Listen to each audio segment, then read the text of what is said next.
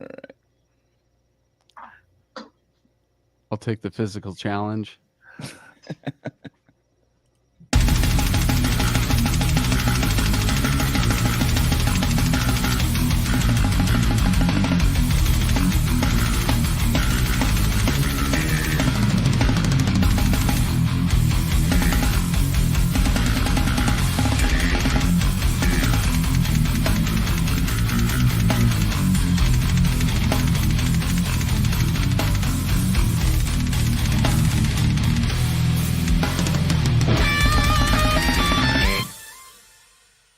What's going on, everybody? Cali Death Podcast back once again, episode 158. I'm your host, Anthony Trapani.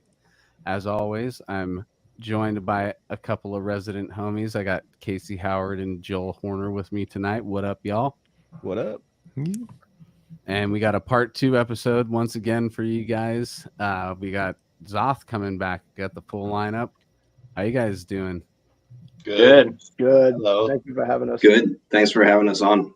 Thanks for being with us, for sure, dude. We were just having a pre-pod conversation about child competition shows on Nickelodeon, dude.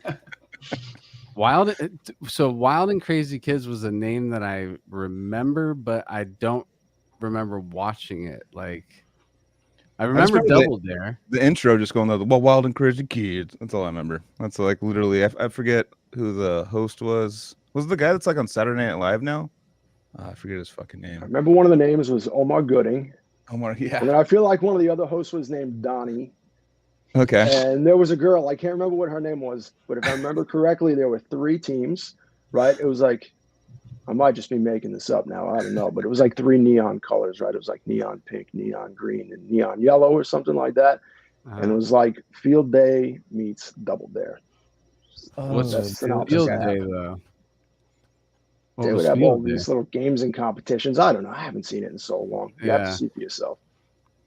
I had a nostalgic moment when I saw my oldest watching all that like a few months ago. You guys remember that? Yeah. There's the Wild and Crazy Kids, dude. Oh, shit. Okay, yeah. Oh, Arnold was on it, dude? Damn. No way.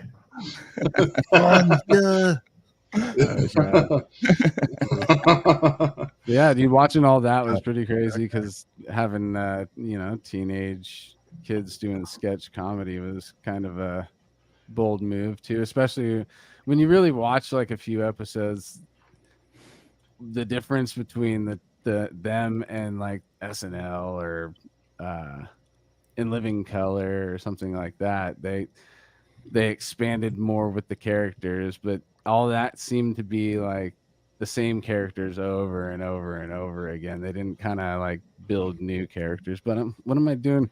We're opening up Cali Death Podcast with me literally seriously critiquing teenage sketch comedy shows, guys. They were part of our growing up. We know no one ever brings it up. They were part of our childhood, like watching like all these things that you just forget about. Like talked about Guts, Double Dare, all those like those were like I was excited to watch that as a kid, like getting pulling the slime out of the flag out of the nose, with all the snot and shit. And like, I was like, damn, dude. No Keenan and Kel, no Xoth, you know. Exactly. Or Hey Dude. I mean, Hey Dude, you know, that was fucking. I always get mad when that one came on because like this show sucks. Yeah, me too. I hated it. Salute Your Shorts. Remember, Salute Your Shorts was the one I wanted to watch. Yeah, that was a good one. Yeah. And then of course, Are You Afraid of the Dark, dude? Oh yeah. Some of those are still pretty creepy, actually. Dude. Yeah, the swing in the dark in the opening. That opening like is one of the more scary openings. Still, I think it's maybe nostalgically scary. But like I have this weird feeling we've already had this conversation on the show, but I'm going to say it anyways. The clown in the attic, dude. When you see the clown, I was like, dude, I gotta hang it. I literally would be in the hallway, peeking around the corner, wait, like, is it over? No, stop. Trying not to see the clown. Clowns never scared me. Was that weird? Actually, after that, though, I love clown imagery and Killer Clowns from Outer Space and It and all that. I just watched that like last night, the other night. Killer Clowns. What about Bozo the Clown? So funny. Okay, dude. Killer Clown still holds up, right, Casey? Good theme song. It does. Still into it. Yeah, we were talking about that in practice last night. Actually, the theme song, the Dickies. Yeah, it's really good. Potential cover song. You heard it here first. Hey. Oh yeah.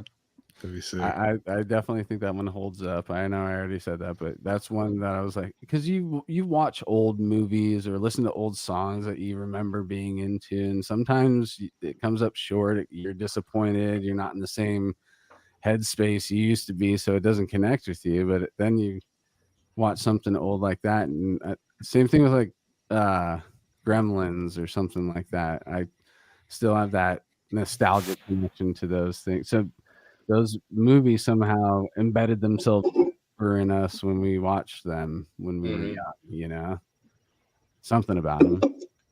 Nostalgia. Battleforgecoffee.com is where we want you to. Should we just go into the? Yeah, there we go.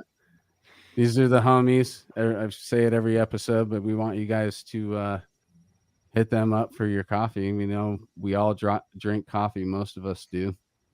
And it's our homies in Deeds of Flesh company. They've been doing it for quite some time now. I forget what episode we started plugging them on, but we'll plug them every single episode. Go over there, get your coffee, get your swag. Boom. What's the next one I do? Do we do ours? Cali.podcast.bigcartel.com is where you can go buy a t-shirt from us. We got a couple of designs. Go check it out. Boom.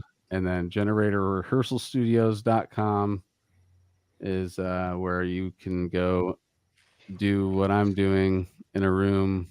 If you're watching, you didn't see it. If you're just listening, you don't know what I'm talking about. There's a picture of me in the studio.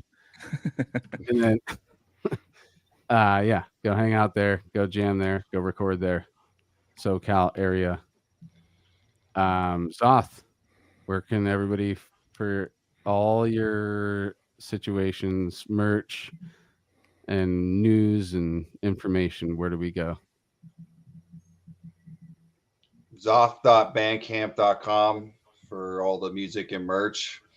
We also have beholdzoth.com, which has links to all the other stuff, and then it's on Spotify and Deezer and Tidal, all the streaming things. So Xoth, just for people that have never heard you guys, it's Xoth. It's not Zoth. Just for the listeners. X.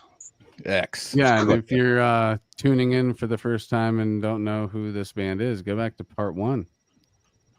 Listen to that, and then come back to this one. Yeah, take a rewind. Have a whole day of Xoth on Cali Death Podcast. Just marathon that shit.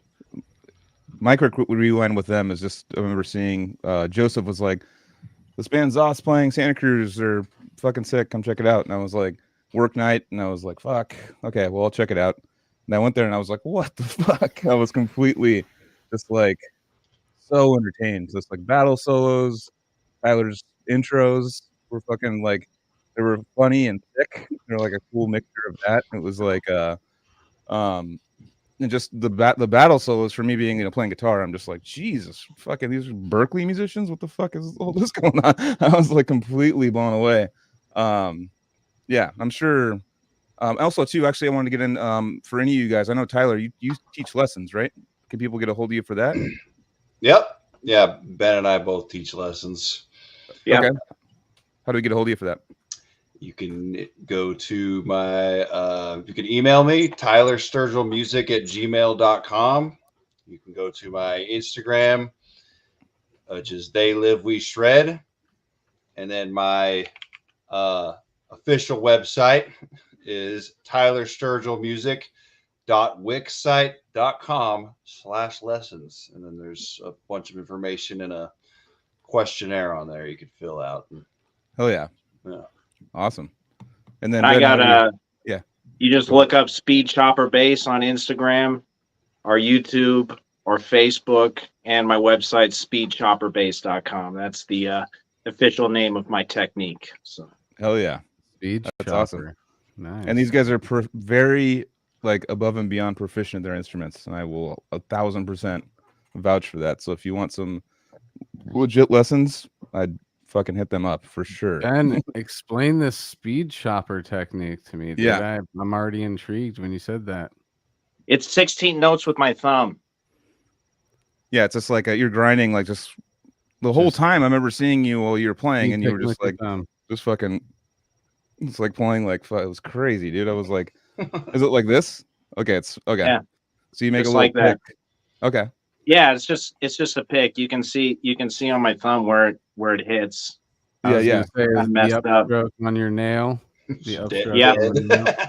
Yeah. The difference between that and like a double thumb is with double thumb, people go through the string all the way and pluck back, and it's like pretty uneven sounding. You know, you get the attack of the one, but the two is a lot weaker than the other. Mm-hmm. So if you just tuck your thumb in a little bit like this in your hand and give it that trem picking. That's twitch muscle, you get Jedi even notes. grind, dude. Yeah, it's very similar the to Jedi grinder. Yeah, that's what we got the Jedi grind over here, dude. Actually, where I'm at right now at Mike Gilbert's house, he's a aficionado of the Jedi grind technique, and so is Paul Murdoch. If he's is he in the chat? No, not yet, but we might see him later. Paul Ryan Jedi from Origin does it too.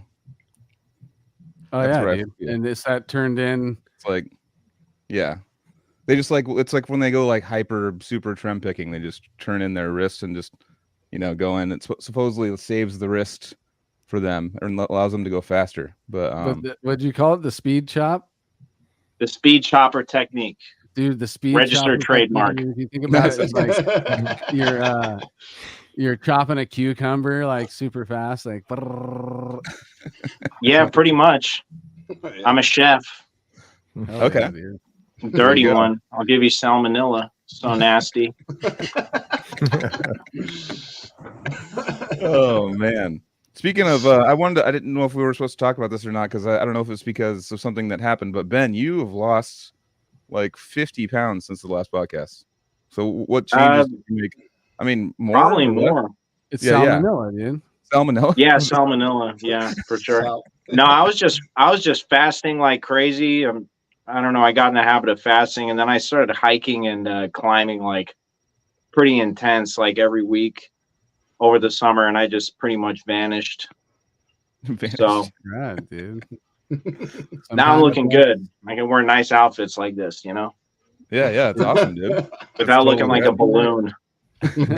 Disconnection from everything and focus and just getting your shit together. And how big a fast? How long a fast were you going on? I fast like 18 hours per day, something like that. Damn. So intermittent fasting. Yeah. I mean, just reducing your calories or whatever, but this works for me. From what time to what time do you eat? Lately I've been eating between 3 and 8. So 5, 6, 7, 8. 3 in the afternoon, huh? Yeah, something like that. Between 3 and 8, but nothing too much later than that. But I drink beer. Yeah. So that's that goes all day long. Later. Drinking beer all day long. Yeah, that's the secret to the technique. I need to fucking learn that one. That's the fucking speed chop my fucking fat ass. Your liver. Yeah. So you ever thought about shocking your system and just waking up and eating breakfast right away? My wife really wants me to start doing that because my blood sugar kind of gets high. I have diabetes, so it kind of gets high if I'm fasting too much because my body's like, dude, you need energy. Right. Mm-hmm. So I've been trying to eat breakfast, but I just got into this habit, so working on it. You're just going to be in nothing soon, man. You got to start eating soon. Well, yeah. Like anything else, you in repetition, your body's going to somewhat get used to it. So like introducing breakfast in the morning, like your body's so used to not having food when you wake up, you're going to have to actually retrain your body to accept food at an earlier time. Because it's been so long since it had food at the time. It's just used to not eating when you're awake. You wake up and you start drinking coffee, or obviously, I hope you're drinking water. Yeah, definitely. Water. Yeah. No, it's a healthy weight loss. Good. No, for sure. I've looked into. I even fast. I like to fast, a few days a week, and not eat until stop eating at 6, the night before, and not eat until 12. I don't know how many hours that is. What is that? That's 18. It's like right there, it's like math. Is that 18? Nah, I don't know, man. It's not my strong suit. Counting. That's actually an 18-hour fast right there. It is. If you stop, your last meal's dinner at 6, and then you just drink water for the rest of the night and wake up and coffee, water until lunch or whatever. That's a good way to reset the system. It's good for your mind. I feel like it just clears your head. I would think that less calories would cloud my head. Maybe for a week or two. Okay. And then when you get adjusted, I just feel like hyper focused. Damn. You'd be surprised with the hunger signals and alarms that go off in your body, how that suppresses pretty quick after you tell your body, actually, I don't need food, because you really don't. Your body's just used to you're again, repetition. So if you eat a snack every hour, your body's wanting something every hour because it's used to that thing coming in every hour, whatever it may be, a bag of chips or, however you choose to eat. If you eat at a certain time every day, your body's just going to want it. But if you stop eating at a certain time, your body's going to eventually adapt to that as well. But I like the 6 meals a day. I like to eat 6 times a day. Me too, but not at healthy hours. I like to have breakfast within like a half an hour of me waking up, and then 3 hours later I'll eat something. 2 hours later I'll eat something. 2-3 hours, the 2-3 hour thing in between eating, and then stopping at 6 or 7 and go to bed thinking about breakfast. That's what I love, dude. Thinking about my breakfast in the morning. That's what lulls me to sleep at night is, that oatmeal is going to be so good, dude. Do you go to bed hungry? Dude. What's up? Do you go to bed like super hungry? No. I mean, even though I might be like, okay, I could get up and eat something, that I could and still be fine. Like eat a piece of fruit and some nuts or whatever. But just knowing that I'm going to wake up and earn that, I had that amount of time away from food, and boom, I hit it with some good shit, dude. That oatmeal with all the berries and so good. I can't do it here. Well, I could if I wake up early, but after a podcast I kind of sleep in. I'm 10 minutes away from work, so I can wake up later. Let's get into the wild and crazy kid. I'm just kidding. Xoth. Let's get we should probably, because we tackled Tyler and Ben, maybe jump into Woody and Jeremy. Was that totally do your question to? We'll just pick alphabetical order. Jeremy, Anthony, do the question because I don't want to do it because it's your question. Well, it's the Cali death question, dude. I mean, it's really just the way we started. Like, take us back as far as you can. Throw us in a time machine. Take us back in childhood. Some early memories of creativity from family members or yourself, or art, music, movies, whatever. What triggered you at an early age? Yeah, I love this question, and I love listening to other people answer this question. Okay. So I was born on Long Island, New York, to young parents in a very musical family. My mother played guitar and sang. My dad, not so much a musician, but he built stages. He built scenery on Broadway and for bands including Kiss. My mom's brother played drums. I had an uncle who was a sound guy and did sound for the Ramones. And my brother plays music. And so I was born into a musical family that kind of let me listen to what I wanted to listen to and play what I wanted to play. Mm-hmm. And I remember from a very young age seeing 3 videos that made me want to play drums. The first one was Don Henley, Boys of Summer. And in that video, there's a little cowboy playing a snare drum in a beach house. I saw that and I said, that's what I want to do. Mm. And then the second one was Talking Heads, Burning Down the House. It's a video of them playing in a house. and then it cuts away and it cuts back, and it's them as children playing the song. And I saw that, and I said to myself, that's what I want to do.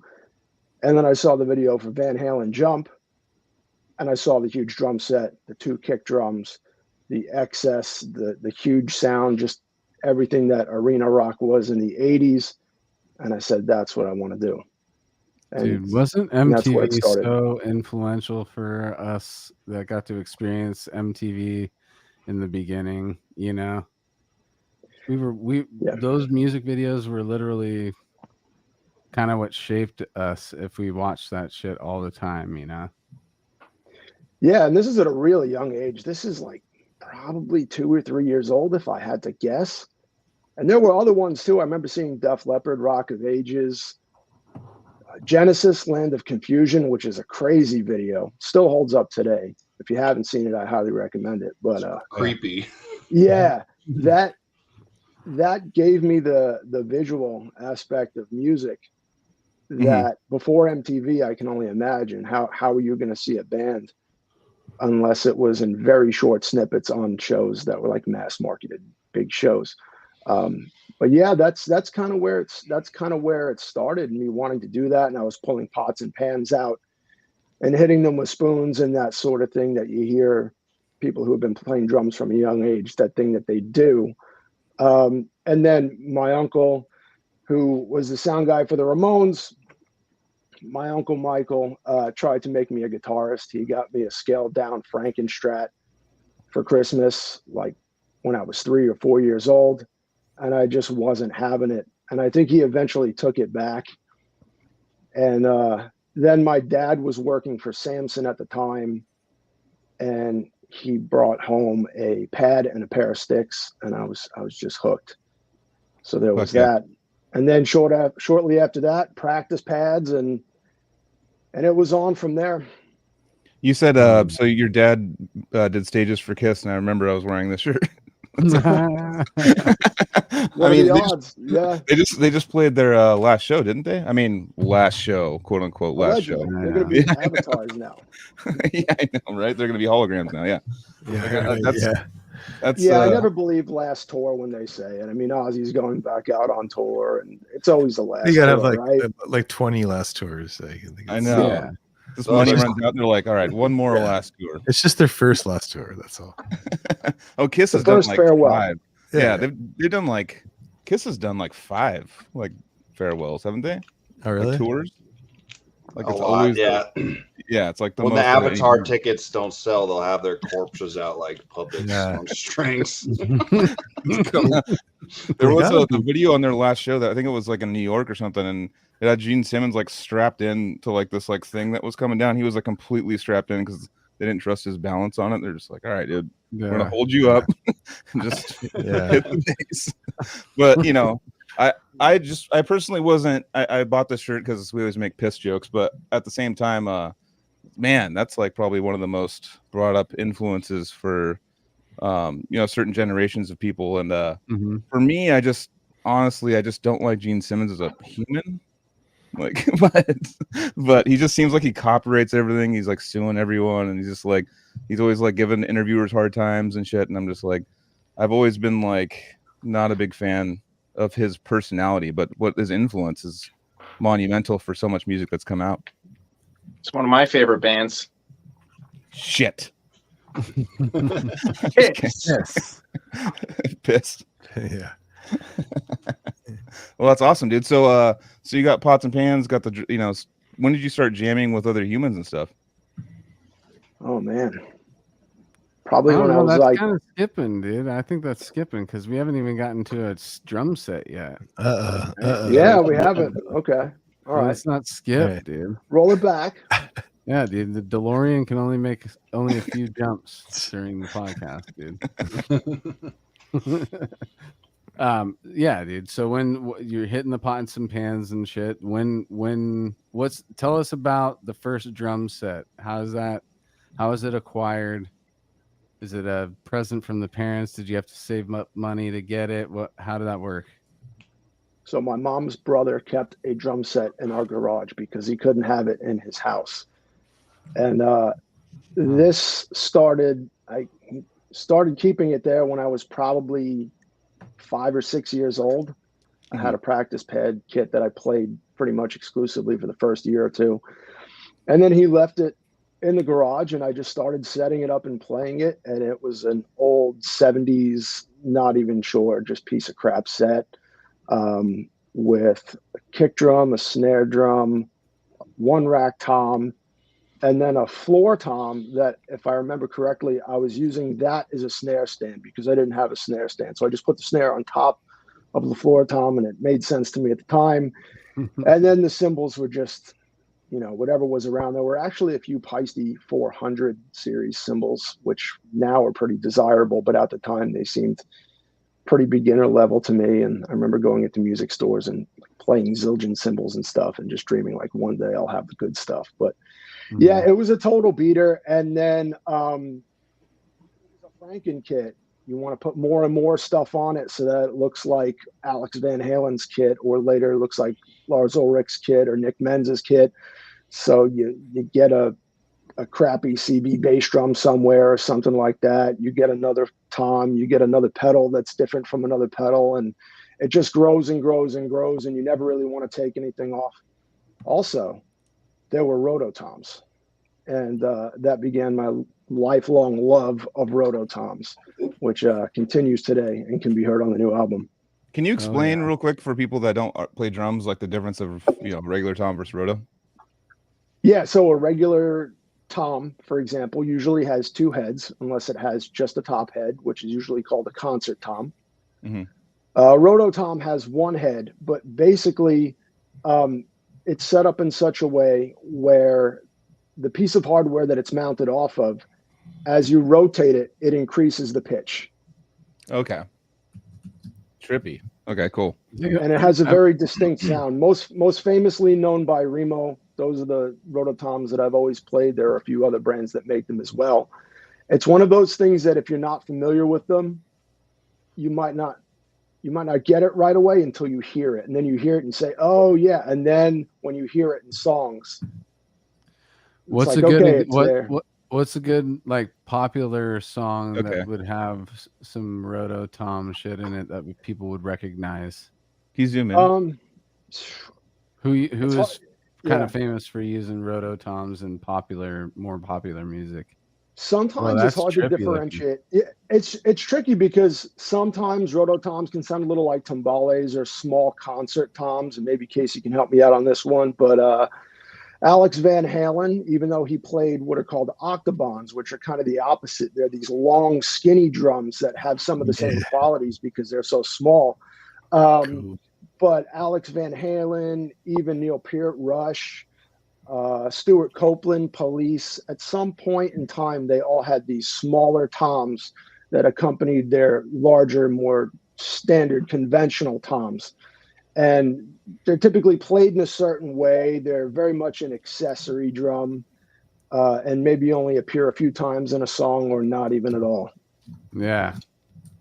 I would say that Peart was definitely a guy that I would see playing that style of drum. His kit had everything in it, dude. In 360 degrees. Yeah. Oh yeah.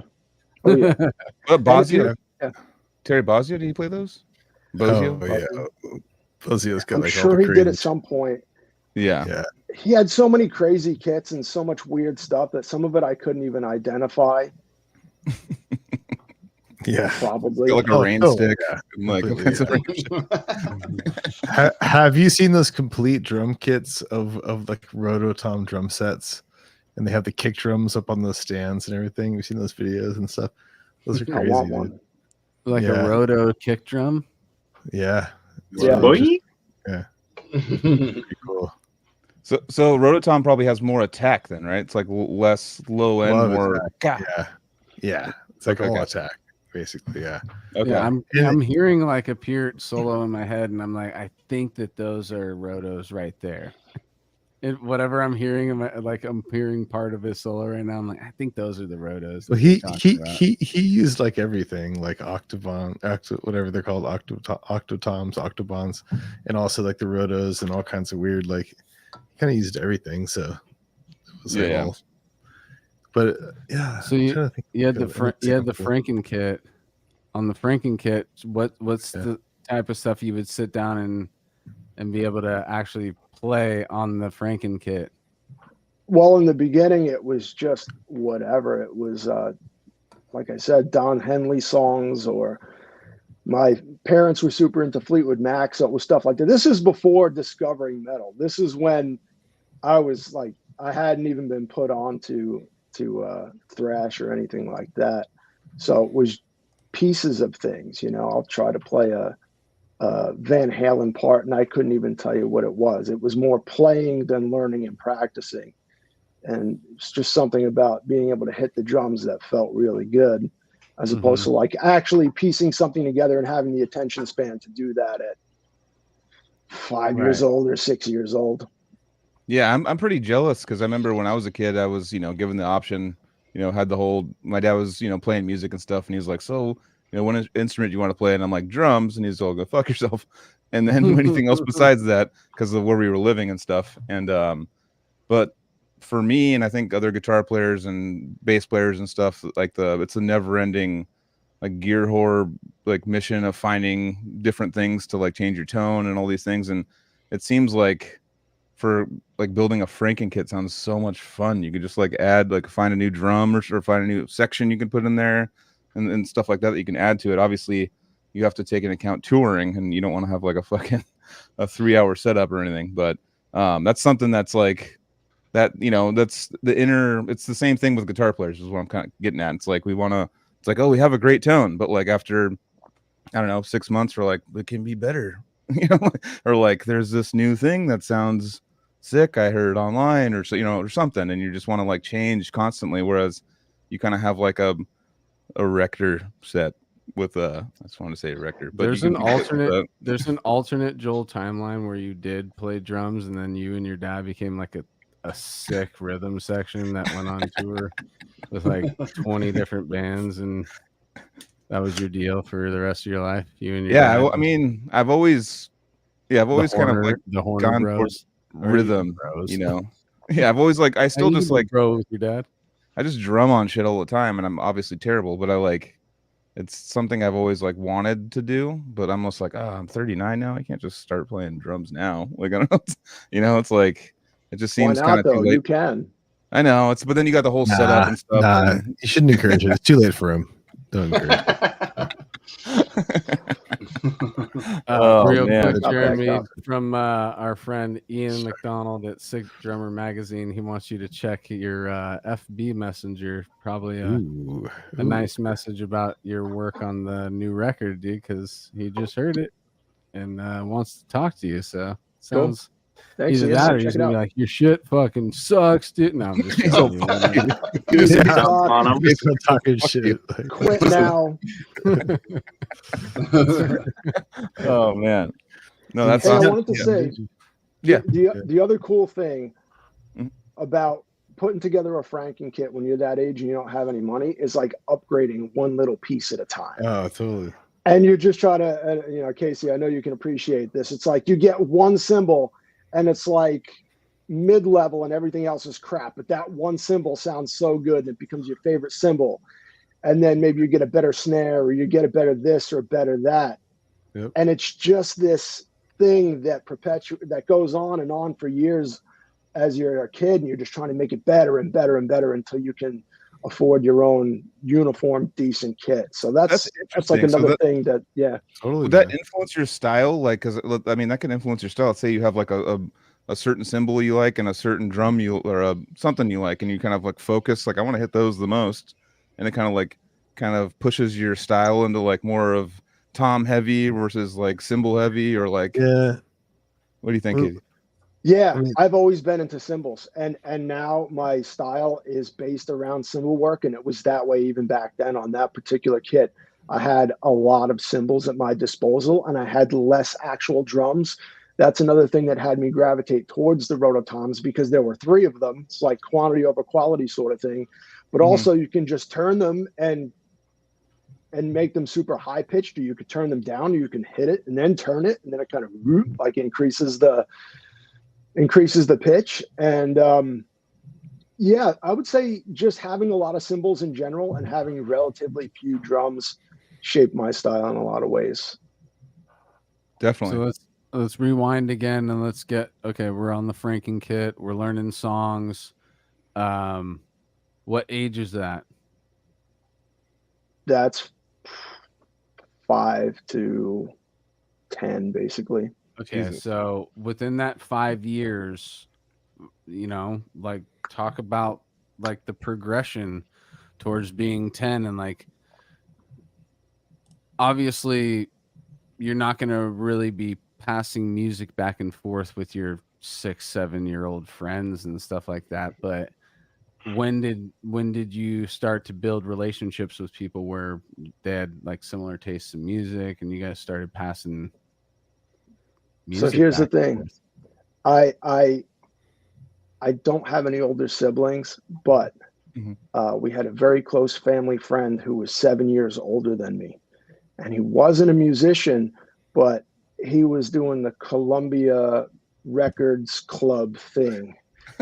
Joel's yeah. And for those of you who don't know what that was, Columbia Records had this Columbia House Music Club where basically they would take out a big full-page advertisement, or you would get this thing in the mail that said 10 CDs for a penny or whatever it is, right?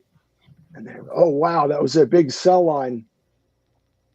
And so in the fine print, it said, you're joining this club and you have to buy X number of CDs full price over the next 4 or 5 years. Anyway, so you can guess what happened. Every kid can mail in a penny with their name and address and get 10 free CDs. And then when it comes time to actually buy the CDs full price, it's like, I'm a kid. Fuck off. I'm a kid. What are you going to do? Yeah. And supposedly they knew this was happening. Yeah. And supposedly they knew this was happening too. I actually did a little research about this, but they weren't paying royalties on it. And somehow apparently it made business sense because it actually started in the 50s. I did a little bit of research on this. Wow. Anyway, where this is relevant is that, again, I had a family friend who was 7 years older than me, and he was doing this Columbia House scam, or what was the other one? BMG was the competitor, I think. And so he was getting all of these CDs, and I was hearing some stuff that I definitely should not have heard at 6 or 7 years old. Like, give us an example. NWA, 2 Live Crew, yeah. It was pretty gnarly. He's like 14, 15, so that's the age you would expect. So where are your parents while you're bumping? Well, yeah, I mean, here's the thing. My parents were very permissive. They kept an eye on me. They made sure I didn't get myself in any serious trouble. But beyond that, they kind of let me do my own thing. And I will forever appreciate them for that. Appreciate them for my life and everything too. I have the same exact feeling, dude. They give me enough of the leash to where I was able to kind of discover things on my own. And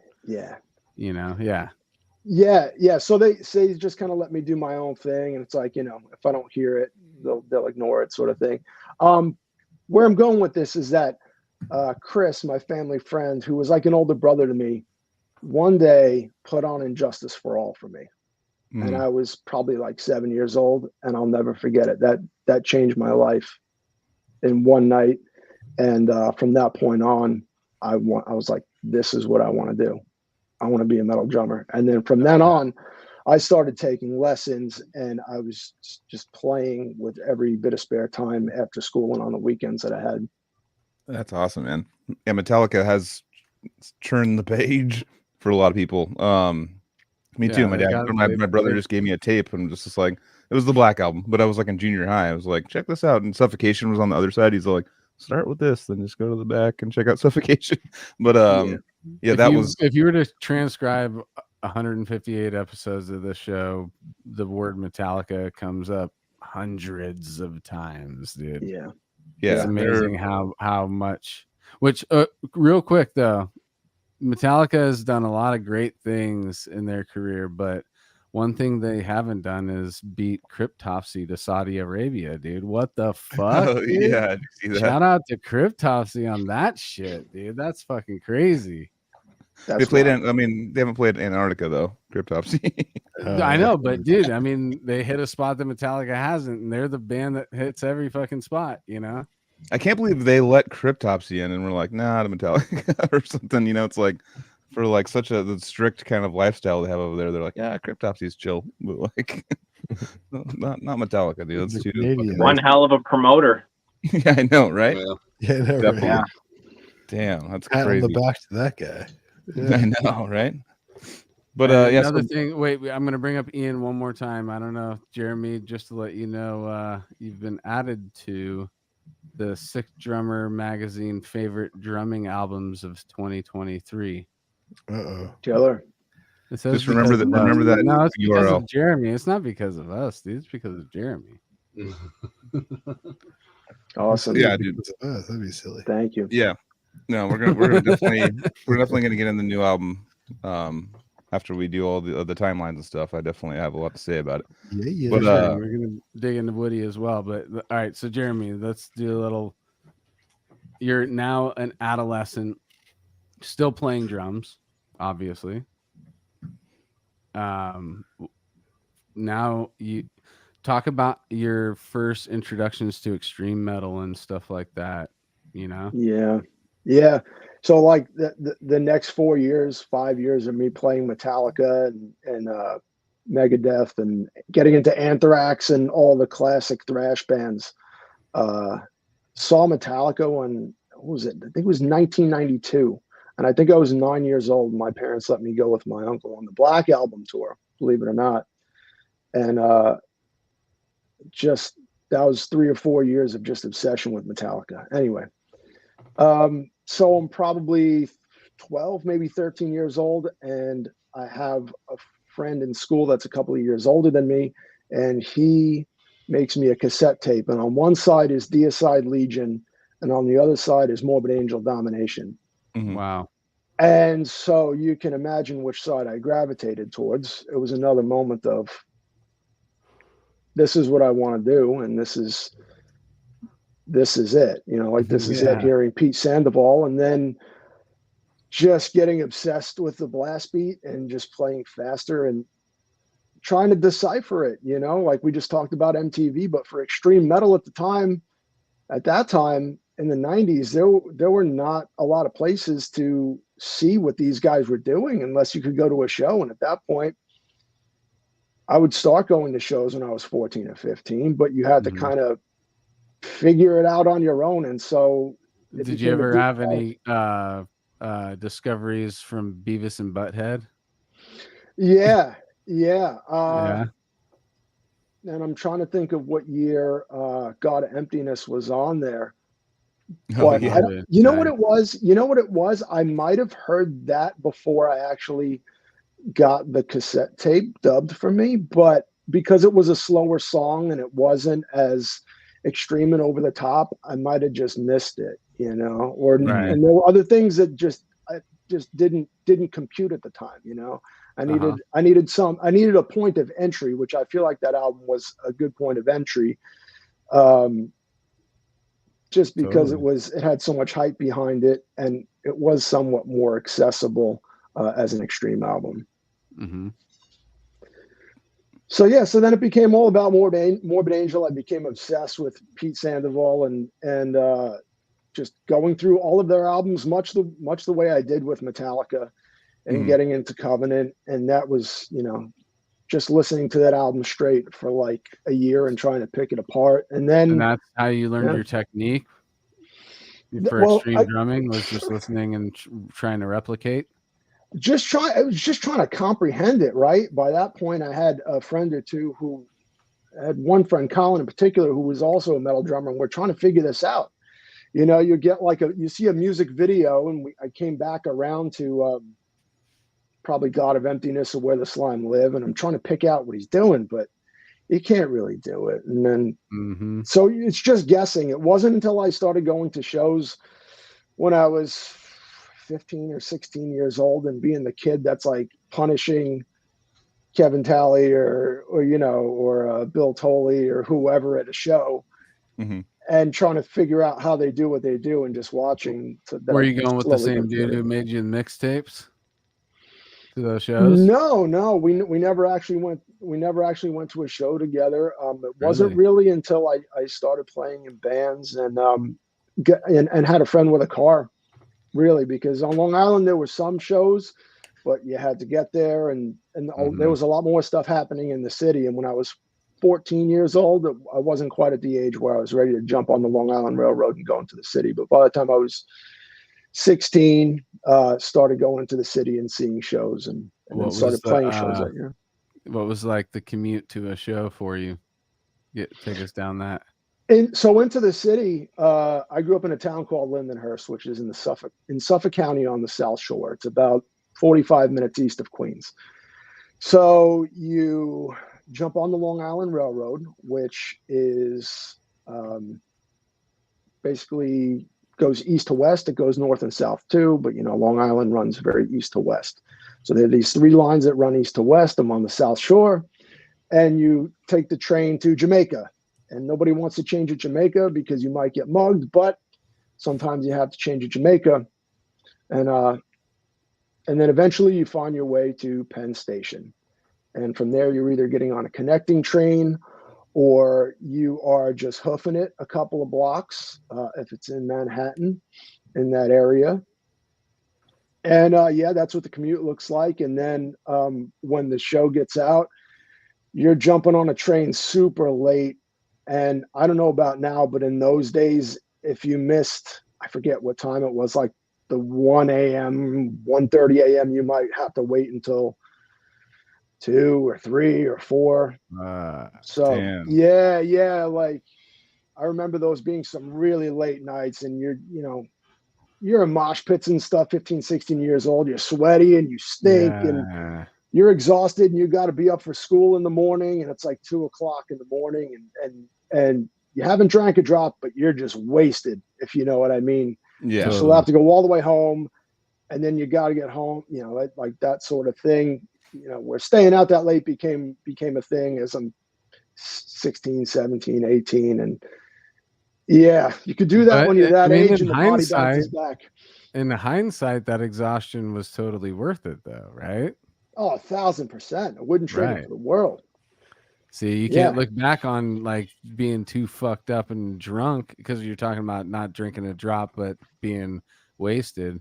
Like there's the version of that where you're waiting at 2 a.m. fucking hammered because you missed it, and you're going to go to work the next day hungover as shit. But really the next day for you would be going to school and be like, last night was fucking dope, dude. Yeah. That's the thing that keeps you going. Like, I just saw a dying fetus, or I just saw, I saw internal bleeding, or I saw fill in the blank, any of the bands that were playing around at that time, even the local ones, that just carries you through. And then at school the next day, my experience, I didn't know too many other kids that were into death metal, probably only 2 or 3. So mostly kept it to myself until I was, jamming with friends from other towns and stuff like that. But that definitely helped me get through the week when I was just not interested in school.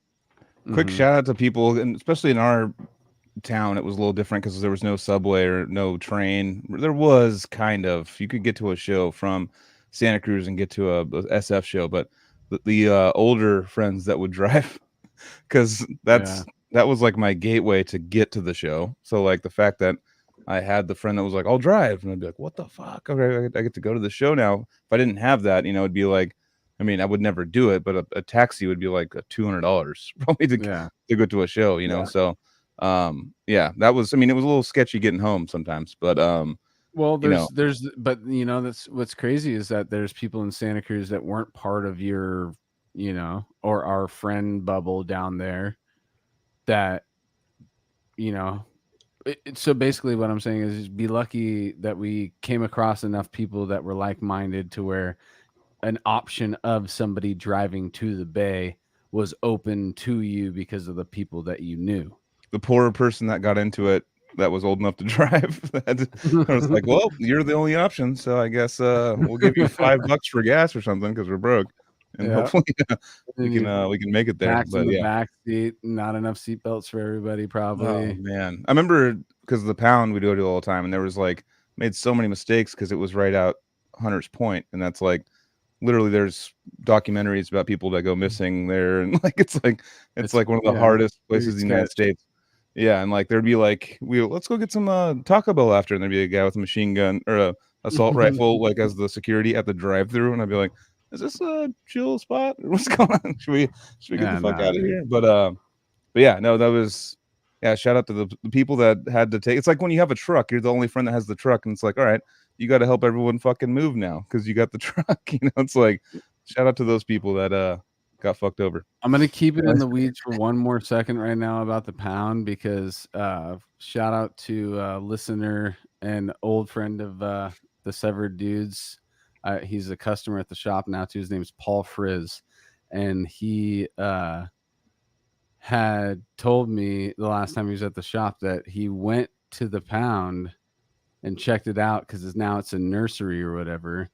But the showroom, like the actual room that we would go to, is not in use. It's the exact same. There's nothing in that room. Well, he took a bunch of pictures, so I'm actually going to hit him up and get some pictures and see if we could show him on the show at one point. Just be like, oh, dude, check this out. It's like an unused pound. It's like that's like our CBGBs, that's and like then the our green room, like the backstage where we would be, is all like storage now. That's all it is. Damn, that's crazy. Wild, right? It's kind of sad. It's, all right. Yeah. Get out of this weeds. Take us out, Anthony. Jeremy. So, all right, now I think we're at a point where we can ask Joel's question, which is, when did you start jamming with other humans? Yeah, I was about 16 years old, and I started with jamming with people that were older than me, and that's part of the reason why I was able to go to these shows, because during that time I was always playing with people that were older than me, so they had licenses at 18 or 19 or whatever, and so shout out to them, Mike Serino and Mike Vinciguerra and lots of other people that gave me rides to those early shows. I'll tell you, it was tough because there weren't a lot of people in my town that were into playing extreme metal at that time and that age, and just trying to find people on like AOL and chat rooms and in message boards and stuff like that, and trying to talk to people at shows. And honestly, it was pretty brutal. Was not great at networking, was not very adept at socializing or networking or making friends or anything like that at that age. And so, just played in some local bands in New York, and it was just local stuff that didn't go very far, but I was just in it and I was just doing it. Did you ever get a connection with a band from one of those old school flyers with the strips at the end? No. Okay, that was like there's been a couple bands that have done that on here. But I'll tell you what, I would look. Yeah, definitely. I would look and I'd be like, okay, maybe once is all it takes. And even at that time, you would read stories about how Metallica got together through a newspaper ad or something like that. And I've heard countless stories from the 70s and 80s about that. And so even at that time, I was like, I'm going to keep looking. I would go to a music store or somewhere else that had those sorts of things. And there'd always be like one out that way. There'd always be one influence on there. I remember looking at it, be like, fuck yeah. It was like for fans of Cannibal Corpse, Deicide, Newfound Glory, and fucking like, and you just be like, fuck, dude, like, I don't want to hit you up. I remember like looking at the Cabrillo when I did music classes back at the Cabrillo College and stuff, and I would just like look and be like, oh shit, cool band. All right, well, I don't want to do that now all of a sudden. But yeah, no, those were there's the newspaper ads. I would always look at those too, just like to get, those were like very present. It's not, what do you call it, the classifieds? Just look at the classifieds, people looking for people to jam with. I always got a little creeped out for some reason to never call them, but there was some that had like-minded people in there. But I'm like, it was at the time I think MySpace had just started, and I'm like, well, just do it through MySpace. I don't want to do it through a newspaper. It feels like a little like you might be in a different headspace. I have no idea, but I just didn't want to like connect through newspapers, Yeah, and it was a gamble. Like, try to think back to a time where the barrier for even putting together a demo and then distributing it and getting it online into a place where people could hear it, the bar was much higher. So you would answer these ads on message boards or whatever, and then you would meet up with people just based on what was there. You know, you had a phone call or two, and that was it. Yeah. And sometimes it could be really awkward, and sometimes you end up with a band made out of it. But that's just how it was in those days, because it was so much harder to, even if you're a guitarist and you're doing something with a drum machine, to put something together, to get it online, to distribute it, and just kind of have something and vet each other and kind of qualify whether this has any potential or not. You just kind of went for it, and there were definitely some awkward encounters that happened out of that. You know, it's hard to gauge somebody's skill level. So you haven't actually heard them play. So you were starting to jam with people and stuff, and were you playing originals? Were you writing your own stuff, and were you playing shows?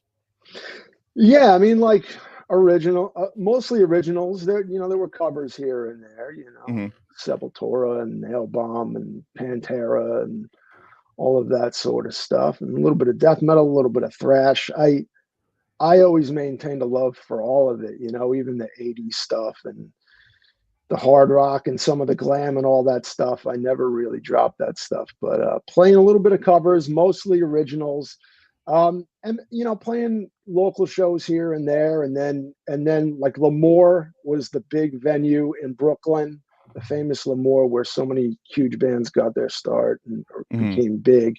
And you could basically pay to play. You sell a bunch of tickets and you could open up for Dying Fetus or Deicide or whatever, and played a handful of those shows that were like 12-band bills. But you could say you did it, and at 16 or 17 years old or whatever, like I played Lemoore. Oh, that's an Played accomplishment. with Deicide. Sure. Yeah. So it didn't go much further than that at that time. Wasn't really in the place to tour, like financially or maturity wise, or just having the mobility to be able to do it. Definitely. Right.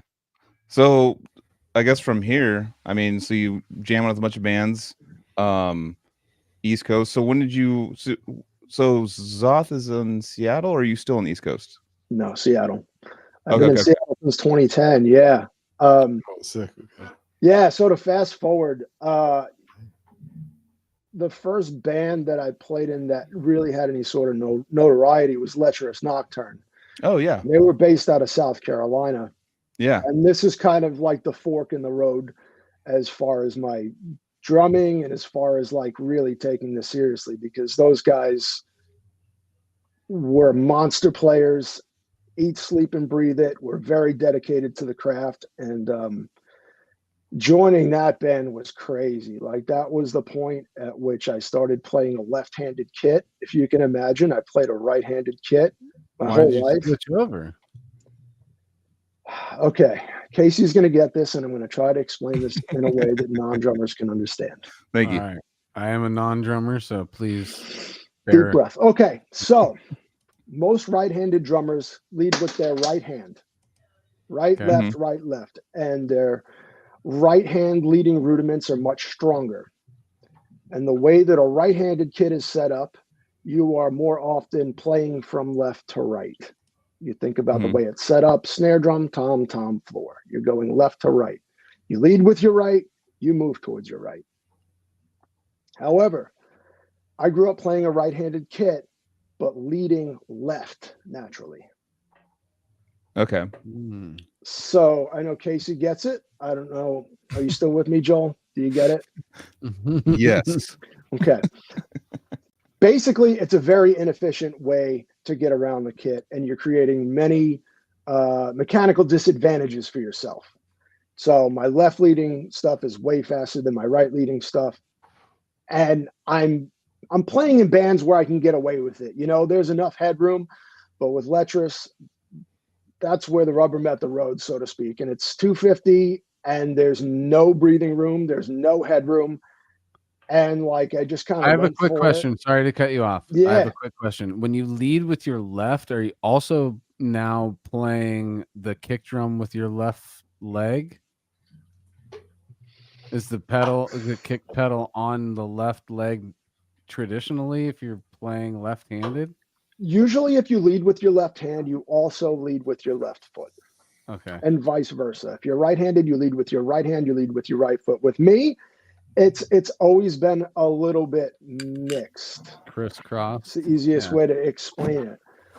But with Letras, like, short story long, I was not going to be able to get away with playing that way and be able to hack this stuff. Like, it was too fast, it was too claustrophobic. And so my choice was to either get all of my right leading chops up to where my left leading chops had taken so many years to get to. That just gave me so much anxiety. Like, imagine tomorrow, just like, you have to play a left-handed guitar from now on. Your fretting hand is now your picking hand, and vice versa. That was your choice to build up the other side? So yeah, so instead of doing that, I elected to just like continue with what I was good at and flip the kit around me. So continue leading left, but now have a left-handed conventional setup moving towards the left. And now those economy of motion issues, a lot of them go away. And now it's just a matter of learning how to move around the kit from right to left, and orchestration, like getting from sound source to sound source, as opposed to everything that I was playing left, right. Now I have to play it right, left, and think about it backwards. And then what do my feet do? And then how does it all come together? Like, that seemed like a bridge too far. So that was the point at which I said, I'm just going to play left-handed from now on. And I learned all of that material left-handed through like 6 hours of practice for a day for months and months and months to be able to hack it. Didn't Dallas from Nile play with that band at drums? Yeah, so he played on Adoration of the Blade, and he played a few shows with them. Yeah. And okay. you know, and so I had to learn his parts. And then the next album, when it came to writing and learning that stuff, which was even crazier. Yeah. Yeah. So could you call yourself a forced ambidextrous person now? In some way, yeah, in some ways ambidextrous. In some way, I say mixed-handed, because like since then, it's like a weird thing. Like, I naturally lead left, but my right-handed chops were way faster. Naturally. So like, I still had to pick up my left hand, but I naturally led left. So I had all these weird quirks and asymmetries that I had to like just work out. And so for a while, I was just trying to get my left side chops up to where they were. And I'm like learning to brush my teeth left-handed, and I'm like learning to use chopsticks left-handed, and like all this crazy almost obsessive compulsive stuff, because I got to a point where like I'm practicing left way more than right, and it's not getting any better. And then I just got to the point where I realized, okay, it's what I'm doing the other 23 hours a day, when I'm driving, when I'm brushing my teeth, when I'm opening doors, when I'm talking on the phone. It's just like general motor skills. Masturbating, yeah. I was, dude, Joel's on my fucking wavelength, dude. I'm like waiting for how I could stick that joke in right now, dude. I mean, TMI, I'm a right-handed guitar player, but I'm left-handed. That thing. I'm literally like mixed-handed, whatever you want to call it, whatever you like. Yeah. That's the most important exercise that you can do. Exactly. Let's be real here, guys. Just shit. 7 dudes sitting here talking about how do you wank it, brother? We've been doing a podcast for this long, dude, that me and him had the same exact thought. We're just waiting to say. We're also like 9 years old in our heads constantly. But others has to beat it out. Beat it out, dude. That's what's up, dude. Well, I was told to do all that shit like back in the day, like doing drum lessons in high school, and they were like, every teacher was like, oh yeah, you gotta start like using your keys in your left hand, or like your weaker hand and stuff. And I still do that. Like, I'm like groceries, and I'm like, okay, left hand does these things, but I have like designated activities. But I'm like, but there's certain things I'm just like, no, I'll never brush my teeth with my left hand. That's crazy, you know. Or like, I'll never, I don't know, certain things my right hand just does that, you know. I've recently like tried to throw a baseball and football right-handed, and actually, Are you left-handed? I'm a lefty. Oh, okay. Like, full on lefty, except for 20 years later we find out. Except for when I play "Wish You Were Here" by Pink Floyd, then I'm right-handed. Okay. Yeah. Or if I sit down on Casey Skid, I got to learn how to play that right-handed. I just any right-handed setup for music, I just naturally learned that way because that was my only access. But everything isn't that crazy? else, like understanding your brain and stuff, and then like working on music a bunch or whatever sport you're doing, and just do it with the other hand. You're just back to square, one. You're just like, fuck. You're like, what the fuck?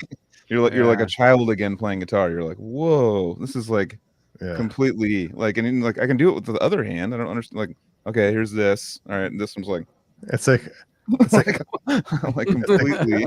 It's like, all right, Mahomes, now use your left hand. But in drumming, you're in this style of drumming anyway, you're going to either be really limited by a weak limb, or you're only as strong as your weakest limb. Yeah, totally. That's true. You gotta be, the drumming, like, I mean, that's the whole point of doing the thing with the other hand, is to like build like those neurons like firing to that. So it's more like ambidextrous when you're like doing the thing, But definitely. So from Lecturus Nocturne, is that where Xoth came in the picture after that? No. I so I was in that band for about 3 years, and during a U.S. tour that we did, Seattle was a stop on that tour, and I just fell in love with Seattle and moved out here about a year and a half later, and and then it took probably 3 or 4 years to find these guys. So literally, it was just going to Seattle on tour with the band, just experiencing that city in that small amount of time, and you made a decision. This is the place I'm going to move. Yeah. It was like love at first Long sight. Island. Yeah, from polar opposite almost. Yeah, so I actually lived in Boston for 5 years before I moved to Seattle. but yeah, Northeast nonetheless. I had never been to the West Coast, and everybody was telling me, "Oh, you're gonna love San Francisco. Just wait." And the day before we came to San Francisco, we were in Seattle, and I had a friend from Long Island who had moved out here, and so I got kind of the curated tour of Seattle, as compared to in all of these other cities. I'd never been there, and we didn't have anybody to show us around. So it's just whatever. But I got to see all this cool stuff. And then having somebody that I knew out here, and then it was just so different from the grind and the pace of the Northeast, but it wasn't dialed way back like the South. Like it just seemed like the happy medium. Yeah, you could find the high energy if you wanted to find it. Yeah, and I was really untethered at that time, and so just wanted to change, and didn't want to deal with the harsh winters in the Northeast anymore. That just really wore on me, and I decided to move out here and kind of start over. And so in 2010, that's what I did. And actually, Tyler and I shared a practice space, but didn't really know each other. I was actually playing bass in a band that he shared a practice space with at the time. So that's where you guys met, was in the rehearsal studio. Yeah, more or less, more kind of acquaintances though, right? Because I was playing bass in this band, and like I didn't know anybody out here at all, but even so, like a lot of people didn't know that I was mainly a drummer. So I think it took a while to figure that out. So there's times where you're showing up for jams, or he's showing up for jams. You guys are breaking down there, waiting for the room or whatever. Yeah, it might have been something like that. I mean, Tyler, we did a couple shows together. Yeah, Tyler started a thing called Hail Santa, and we played a show together. And I think that was the first time we actually met and spoke. And then it was a few years after that, his band had broken up. I was looking to do something new, and that was the time. The band was called Hail Santa, or a show like you were throwing was called Hail Santa? The show was Hail Santa. Hell yeah. What band did you play bass for? Yeah. It was a band called Shaded Enmity, and it was, I don't even know if I was in the band. It was just like a brief period of time when I first moved to Seattle. And just did that for a little while. And I was like, I want to play drums. Yeah. Me and you first jammed, and it was like I was playing my synthesizer, and we're gonna do like a synth metal band. Remember that? Yeah, vaguely. Long time ago, yeah. We were trying to figure. It was so formative. Like it's hard to imagine now after all this time that we put in to like thinking of the time where it was like, what is this going to be? I have no idea. So is that where it crossed over though? Was in that room? Were you guys still sharing that room, and then you guys started jamming together? That is the same practice space that we have until this day. Yep, still there. We have it to ourselves now. And, hopefully it's rent controlled, right? Because I glorify and I get really, connected to the memories of being in the rehearsal studios that I had been in. Like I think about the storage unit down in Aptos or Watsonville. I mean, I think about RHL Studios with Severed. I think about Hit Wall too. Like you get these memories from these places and then they're gone for most of us. And hearing that you guys still have the same spot, how many years, actually makes me like super jealous, dude, because you guys get this like space that you guys have charged with your energy for all these years. And I am a hippy dippy dude that believes that the Xoth energy is still in those walls when you guys show up, and so that's really cool to hear that you guys are in the same spot, because that really is true. Like when we talk about the energy of the jam space and how cool it is to tap into the Zen state with your homies, and that happens in this one space. And I think that leaves a mark on that space too, dude. And maybe if you revisit that place, you might be able to hit that portal that you guys opened up a little bit easier, and then, so it's just like, the more you go back, the portal, the membrane between you and that Xoth world is thinner and thinner each time you guys show up. Yep. Yeah, I moved into that space. I smoked a lot of weed tonight, guys. Very beginning of 2010. Okay. With my old band. So 13 years now. Wow.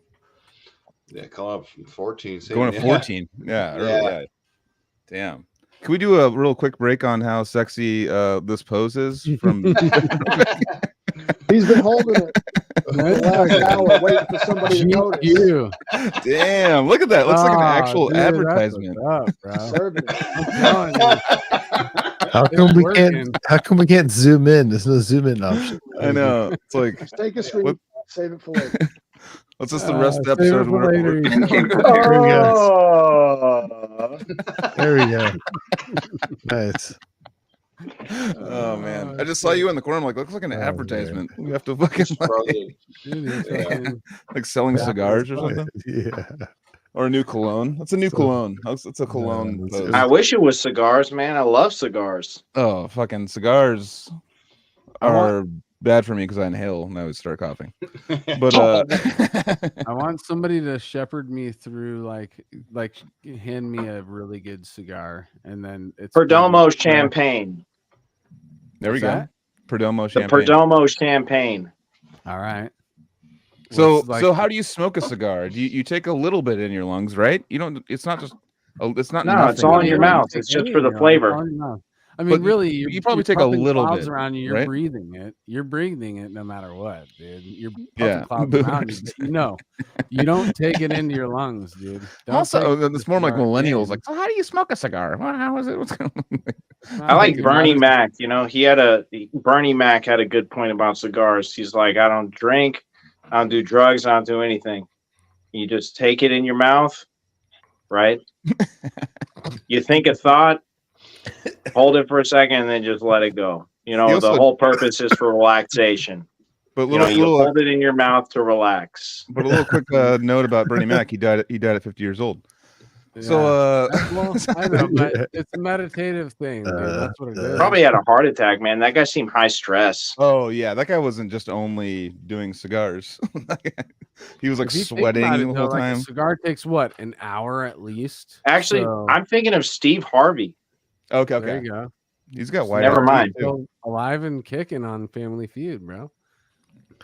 Yeah, Steve Harvey. James He's a cigar master. James Hetfield did. Oh, James Hetfield does. Yeah, before every show, he's like sitting on the side and smoking a cigar. Have you seen those videos on like online? He does that like in the crazy Metallica stage, and he always comes out. He's with the crowd, and he's just like sitting there listening to like AC/DC, and then they go on stage, and I'm just like, just with all the fans right there with the fucking those tickets for. I remember just looking at tickets in the snake pit or whatever the fuck they call it, like.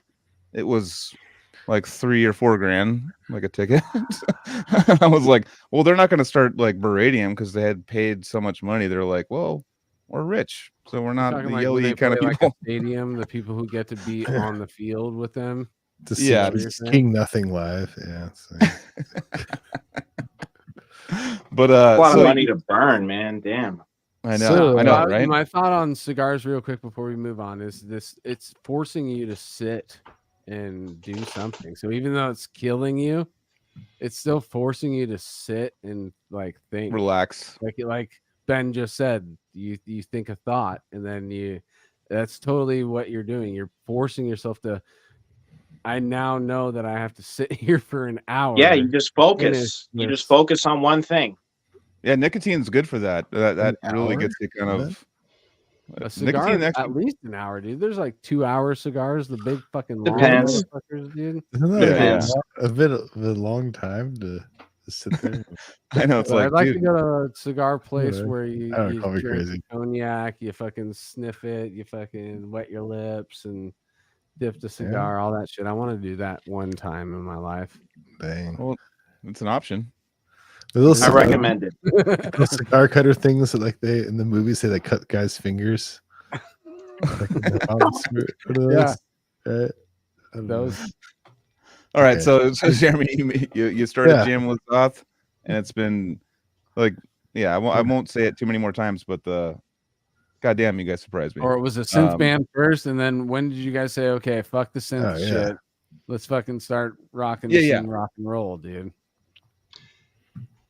We did that, and then my old band was like on hiatus. It's called Falgaron, and then we actually did one last show where Woody and Jeremy played, and then after that, we're like, well, let's break this up and start our own thing without the other people in that other band. Gotcha. All right, so now what we're gonna do is we're gonna pull over the DeLorean. We got to pull that shit over. We got to kick Jeremy out just for a little bit. Woody's been waiting over there. I know he wants to ride in the DeLorean, so we gotta fucking pick Andrew. All right, now you got shotgun, Woody. Take us back, childhood. Same old thing, dude. What you just heard with Jeremy, we want the same thing. Yeah, definitely. So I grew up in Salt Lake City, Utah. My parents are both casually musical. So like my dad used to play some cowboy chords on the guitar when I was like 3. And I had a little ukulele that I just strummed the open strings to make noise with him. Yeah. So I think my parents knew then that I had like an interest in music. And when I was about 6, my mom said, all right, you have to start taking lessons in an instrument. What instrument are you going to choose? For some reason, I said violin. And she was like, choose again. I don't want to hear you suck for 2 years. Which was a good choice. If you've ever heard somebody learning how to play the violin, it's horrible. It's like a horror movie soundtrack. It sounds like Cat's my favorite instruments to listen to, but I understand, dude. Like, I had the same situation, dude. I wanted to play it. My mom was like, no. I thought you were gonna say casually Mormon, but anyways, because you said SLC. Anyways, no. Yeah. So my second choice was the guitar. And my parents, I don't think they knew what to do about that, so they got me classical guitar lessons. So that's what I like grew up playing until I was probably 12, and I got pretty good at reading sheet music and doing the finger style stuff. and I had absolutely no idea how to make things up or play anything that wasn't written down. So it was a little interesting when I started getting interested in like rock music, and I was like, how do I do this? How do people even do that stuff? I remember I asked my classical guitar teacher like how to play a guitar solo, and he was just like, oh, well, if you're soloing, you can play whatever you want.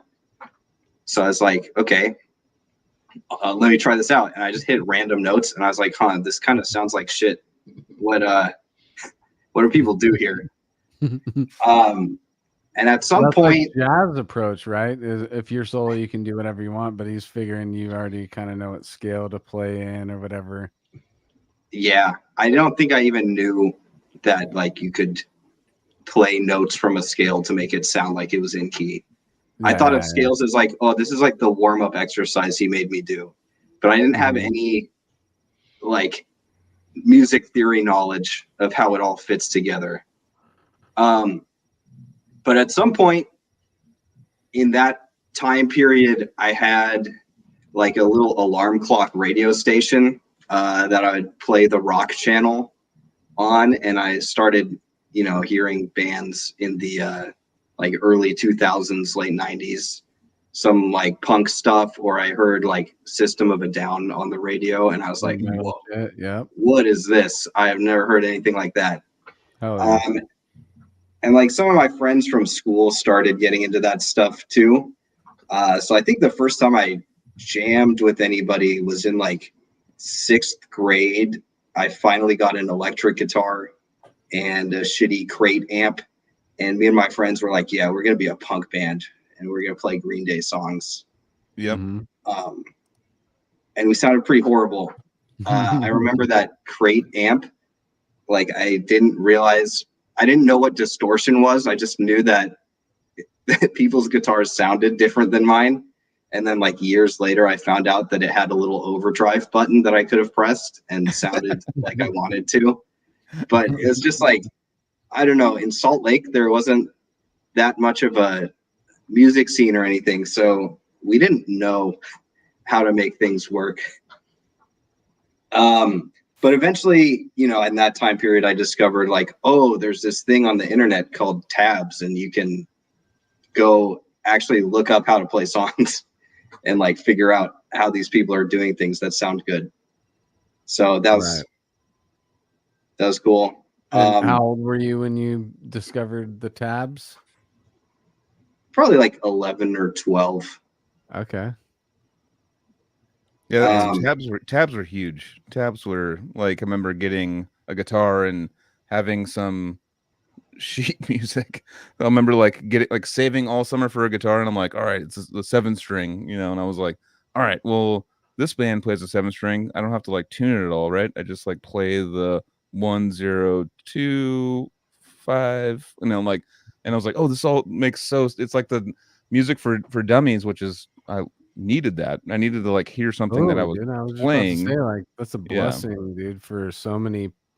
But for you like looking at like classical guitar, like actual sheet music, it's like the complete opposite almost. But it's also in a lot of ways probably no. I mean, as long as you have like the timing, like with it, it's the same thing basically. No. The tab is we've talked about this before, but there was like 400 years of tab before there was actually written music for guitar. You know that, or something like that. Oh yeah, I think we looked this up. There's whole videos about it, man. It's crazy. Yeah, so like a lot of string instruments have numbering systems because of the frets and because of like violin obviously doesn't have frets, but like there is a lot of numbering systems, or like for fingers and things like that too, you know. But notation will always be older. It's all about the both, dude. Like the both. Yeah, the both. No, totally. Especially for stringed instruments like guitar, you can play the same note in different places on the neck. Yeah. And like there's a right and a wrong way to do it for most songs. So yeah. And if you've seen like tabs on this. Okay. Yeah, and if you've seen and there are like certain, like I think it's the Frederick Note or certain classical guitar books that actually have they have like Roman numerals for the position numbers for your left hand, and they have like numberings for your fingers, and then there's like I don't know. There's like number or like finger positions on the right hand, like like the Pima shit, and it's like all that, and it's like if it's like maximum like notation or like that stuff, all the information, like some of it's stripped down, but that book's like has everything. You have 3 different like numbering or lettering systems at once happening, and it's just like at that point you're just like, tab is just way more efficient. It can just do all of that, and it's like the same. It's just a numbering system, graphing system of the same thing, and then the notes are still there in both cases, and the key signatures and everything. Tab out like drum. Could you tab out? Well, the drum tabs are stupid because drums are just like drum notation is not that complicated. The drum tab. Yeah, like records the drum tab. Drum tabs. I don't get drum tabs. It makes no sense. Drum notation should just be like notation. It's just easy. What do you use? So when you're looking at drum tab though, when you're recording, because there's been times in the studio where you don't even know the song and you're looking at the. You can do it on different Guitar Pro. I just do everything. It doesn't matter. But there's like you can do it on Finale. You can do it on whatever. But drum notation is easy because the drum kit doesn't change keys. I mean, you're not going to notate that on the bottom. Like usually the bottom space is the kick drum. Then like if it's like face, like on a treble clef, bottom space is kick drum. The next space up is usually like floor tom, and then the third space is snare, and then the high tom would be like the E. It's just like basically that, and then like symbols are X's and like different like higher up. It's really simple. So it's not about like where those things are. It's about what they're playing like in time. Like it's all rhythm. It's not like drum notation is not complex key changes and positions and stuff. You're not gonna sharp. We're playing a key of something for a drum. Until you get a whole rototom kit. Then you're screwed. Our timpani. Yeah. Or like some like melodic tom percussion where it's all in keys and there's like a little F sharp, like little. Yeah, we were talking about Terry Bozzio earlier. I remember he had the like chromatically tuned drum kit where he was playing melodies and shit on it. Exactly. That's crazy. I mean, even with I'm doubt that they use this, but seeing Shakti for the second time, like the notes that Zakiru was saying can hit with the tabla, I'm just like, what? Like you can't almost have to like give him guitar tab for that. Like I don't think it's just all like hitting all these harmonics with the tablas and stuff. I'm just like, that's Indian music just blows my goddamn mind. We won't go into that. So back to Woody here. Back to Woody. So so he's a aficionado shredder. So you're playing the crate. The same thing with me. It was crate. You get a crate like practice amp and stuff, and it's got that little indent button for the heavier gain, not just like a little crunch. Yeah. So you found that, and what did you start learning after that? Yeah. So around then, I got like a Guitar World magazine subscription and started really, figuring out what kind of music I was into. Naturally gravitated towards the heavier stuff. So I was learning a lot of like Black Sabbath, Ozzy Osbourne kind of classic songs, some punk. I was really into the Dead Kennedys. And then I read an article about Yngwie Malmsteen, and I bought the Rising Force album, and I was like, what the fuck is this? How can you play like that? Like, how do you do that? So I was trying to like learn Black Star from tabs and stuff. And it was rough at first because there weren't any like YouTube videos of how to play like that, but I kind of pieced it together. And that kind of like led me on a whole rabbit hole of looking for more and more extreme music. So I have to shout out Windows Media Player here. Back in the day, Windows Media Player, first of all, had the fucking sick visualizations that they should bring back. Yeah. No, they actually, you know what? It's funny because it's a Winamp. Yeah, I just downloaded an old Winamp the other day with Carrie, and we were like, dude, I missed the visualizations on there because that was so much fun. And we found this like pack of it's like still I have it on my computer. It's what I listen to MP3s now. Like it's there still, and it's like there's newer updated ones that go through like 1,000 different visualizations as you listen to a song.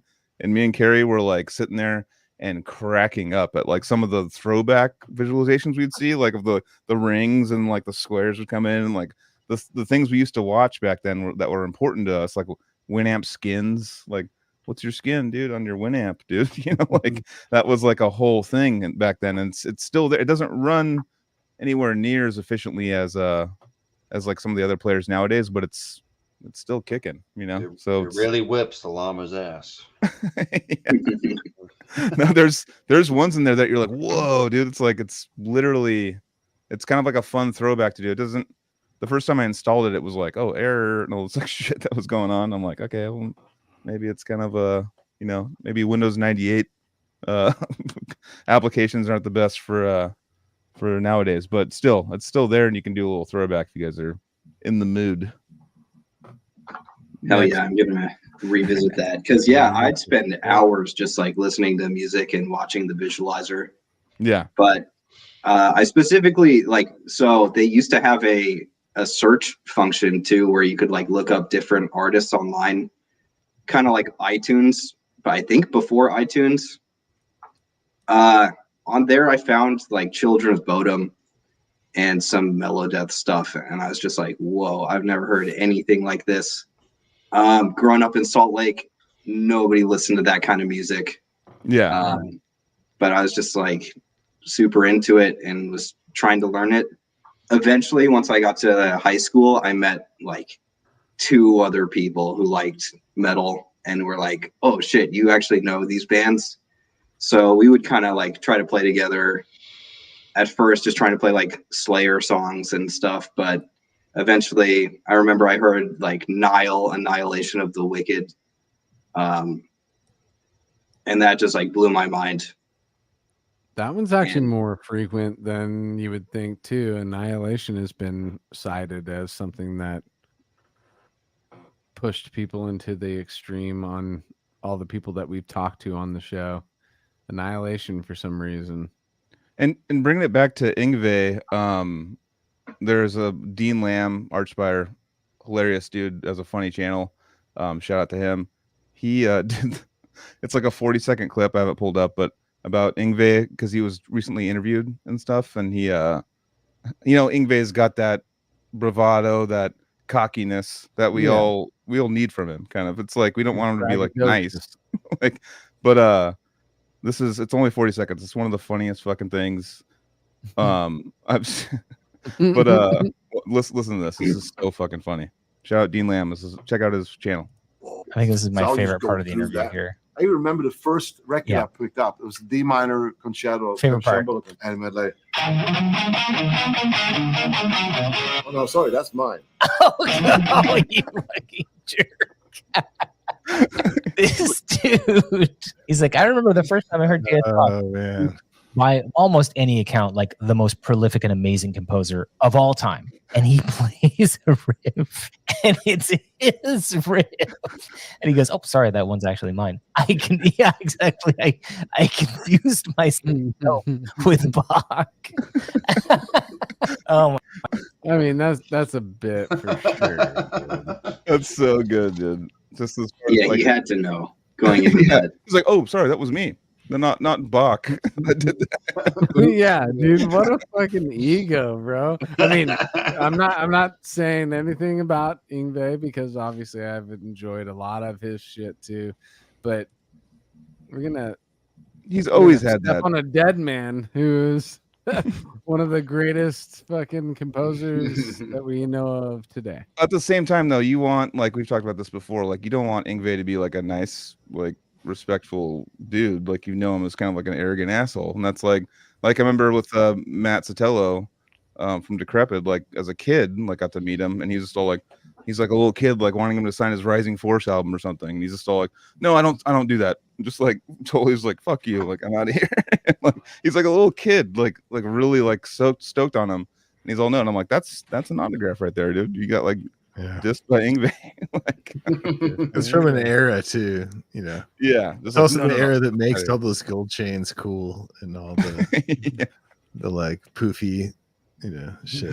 When I saw him, we've talked about this before too, but when I saw him a few years ago, he was selling signed used Ferrari steering wheels that he used in his Ferraris. Oh yeah, dude.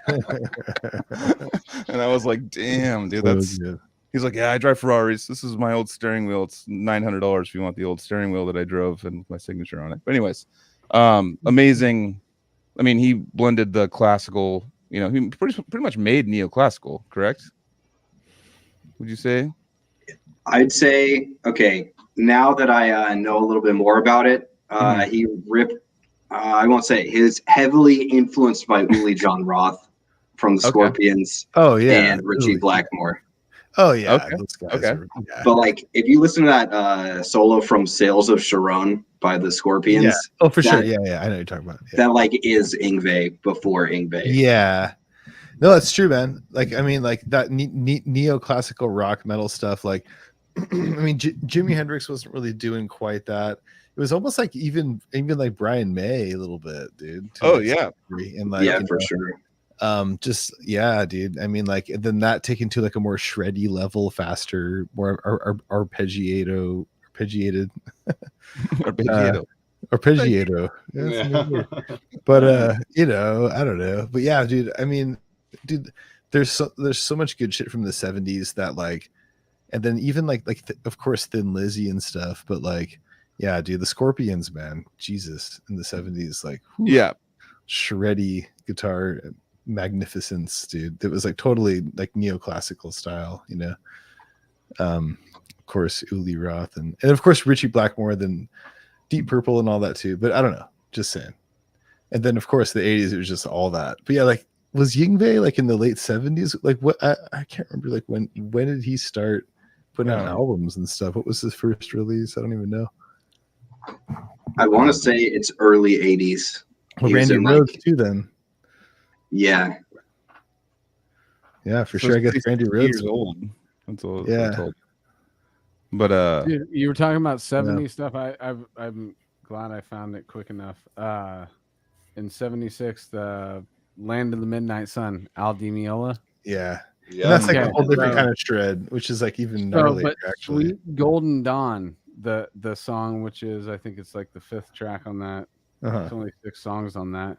The 5th track, Sweet Golden Dawn. There's no denying that Jarzenbeck wasn't listening to that shit. Oh, totally. It literally is Spastic Inc. Yngwie's been he's been active since 78. Okay. So he got signed to Shrapnel Records in 82. So yeah, Shrapnel Records. Thinking about shredders that have been influenced by early shredding in the. It's crazy, but like how the like neoclassical shredders are a little different than like the more like technical fusion kind of shredders, or even like Holdsworth and those kind of guys. And Jarzenbeck just could do everything kind of, but like he like fits into that more like, you know, avant, I don't know how to say it, progressive shredder kind of dudes, like, you know, fusion, not like fusion, but like in that range. But Yngwie was like straight neoclassical, just it's not, he's playing in like odd times and he's not really focused on that, you know, he's just got the, you know, that. And I think of course Cacophony and Marty Friedman, and Jason Becker, of course, and all that. Yeah. And of course, Jason Becker was covering, you know, Black Star in high school, and that classic weird style of music to be like, all my competitors are dead. You know, like all the people that I'm like trying to be, I'm trying to one. Oh, you mean like classic? Oh, okay, I was like, wait a minute, what do you mean? Oh, okay, there was the classic with Dimebag Darrell. Remember on Pantera 2, the second video where he goes up to Yngwie, just all like, you want some donuts? He's like, I don't want any donuts. Like, I'll fucking eat donuts. I don't fucking eat donuts. It's so funny. It's like one of the funniest things ever. Oh my god, I love that. But so you got into that. So you heard you know, Yngwie, moving on from there. So you already had a classical background, because classical acoustic guitar, correct? So it was going from there to electric. And when did you start? Once you hit that button, I probably talked about this again, and feel like I'm in a circle. So you started to jam with people because you already had a musical understanding, correct, at this age? Yeah, for sure. So I had like one friend, JP Macero, shout out to him. When we were in middle school, we would jam together and play like Slayer and some Metallica and stuff, because we might have been into the Yngwie, but we couldn't really play it yet. We actually got in trouble with the police because he texted Slayer lyrics to somebody else in our class, and they took it seriously as a death threat. Whoops. So that's a stupid story from my upbringing. So you guys had to have proof that, oh no, it's from a band. Check it out. They're called Slayer. Probably the police officer's like, I fucking know this band, dude. Yeah, I think they were just pissed off. They're like, I'm wasting my time on these fucking kids. But I started jamming with him, and then later, like in high school, I met some other people who were into metal or like into weird music. So my friend Cody plays drums. He jammed with me and Tyler in a previous band before Xoth was formed.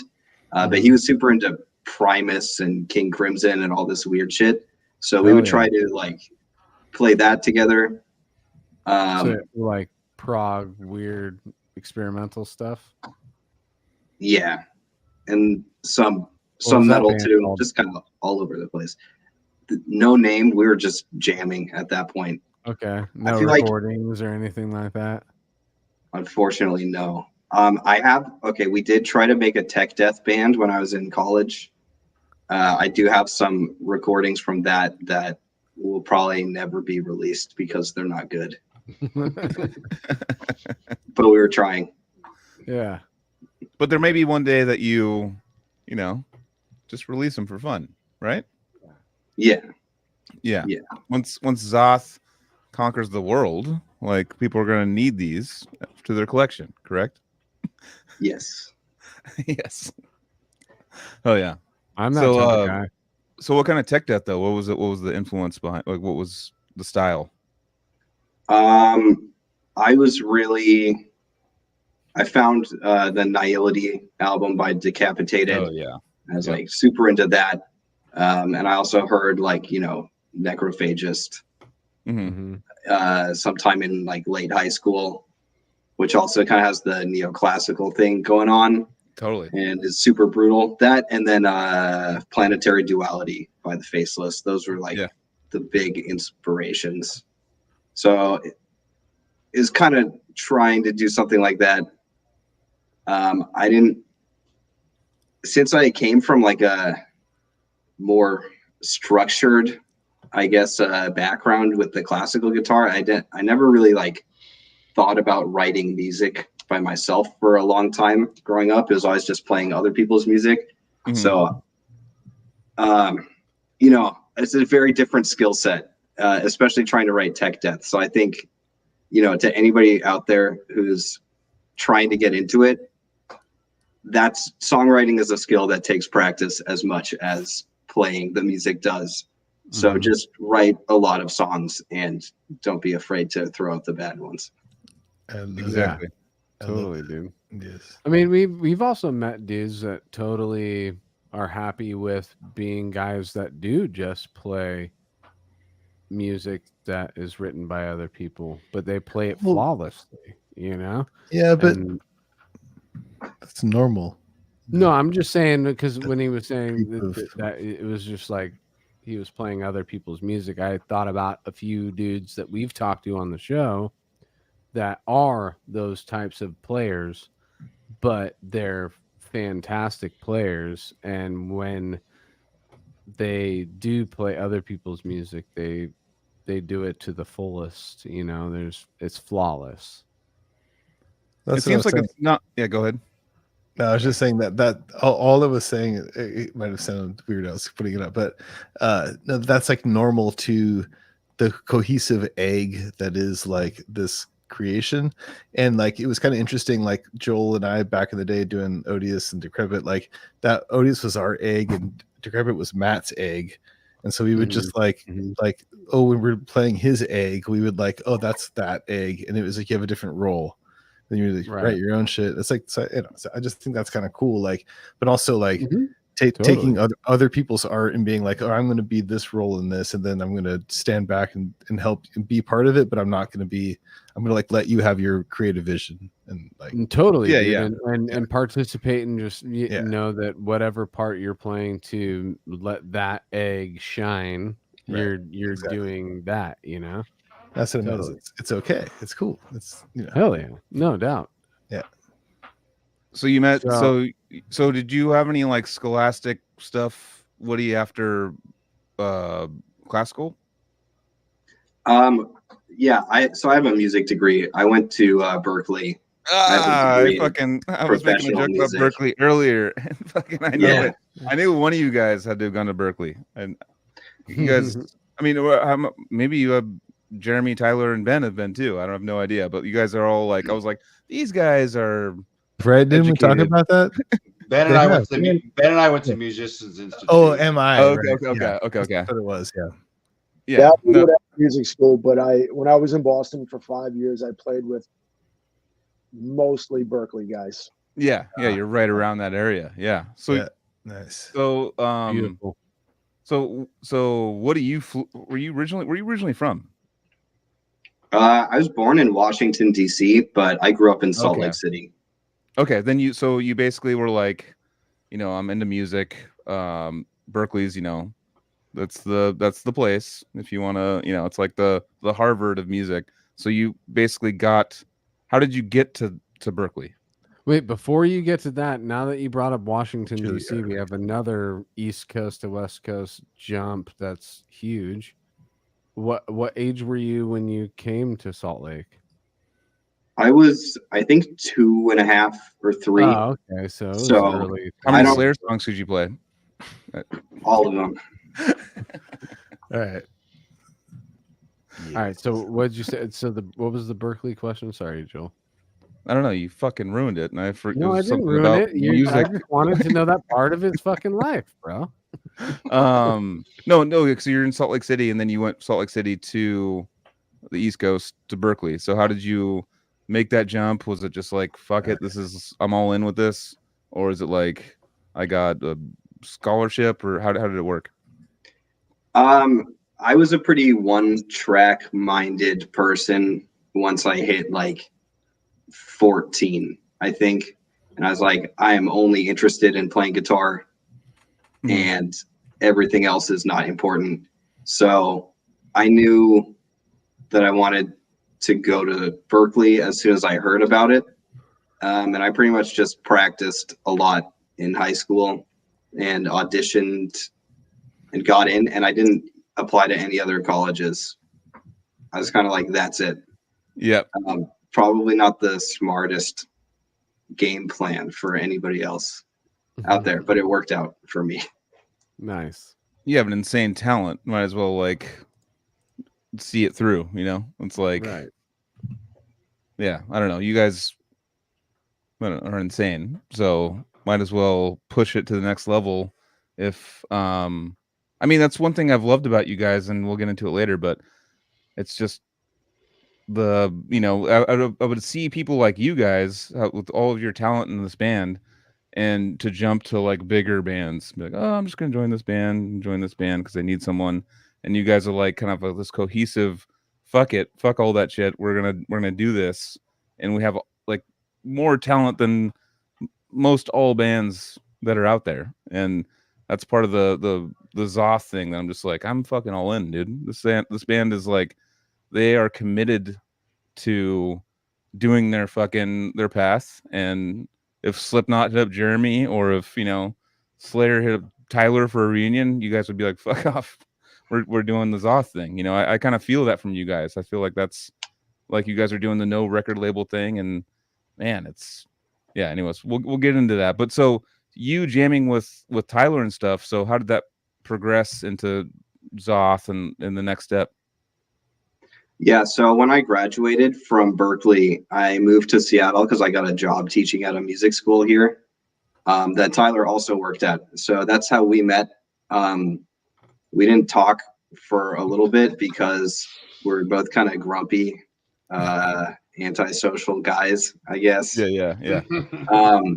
But at some point, Tyler was wearing a Xoth shirt, and I was like, "Oh, sick! I love that band. Hell yeah!" And I think we kind of bonded over this love of a weird, obscure, symphonic black metal, epic, cosmic band with narration for vocals. And actually, so my friend Cody, who I grew up playing with, was my roommate at the time. He filled in for drums for Falgaron, Tyler's band at the time. And then, well, they were kind of on hiatus. Me, Tyler, and Cody had a metal cover band called Medieval Eternity, where we played like Carcass and just anything like Death, Carcass covers, which was pretty fun. King Diamond, Man of War. Yeah, just like all over the place metal covers. And we, played well together. So I think we kind of touched on this, but I played the last show that Falgaron ever did with Jeremy on drums. And then we decided to found Xoth. So what year was Xoth founded? 2014. Yes. Okay. Definitely. Ben just took off. He's there he is. Okay, one more time. Appreciation of Ben's pose. Can we? Chop Daddy's back. Chop Daddy is back, dude. That's what's up, dude. That's so good. Speed my chopper any day, dude.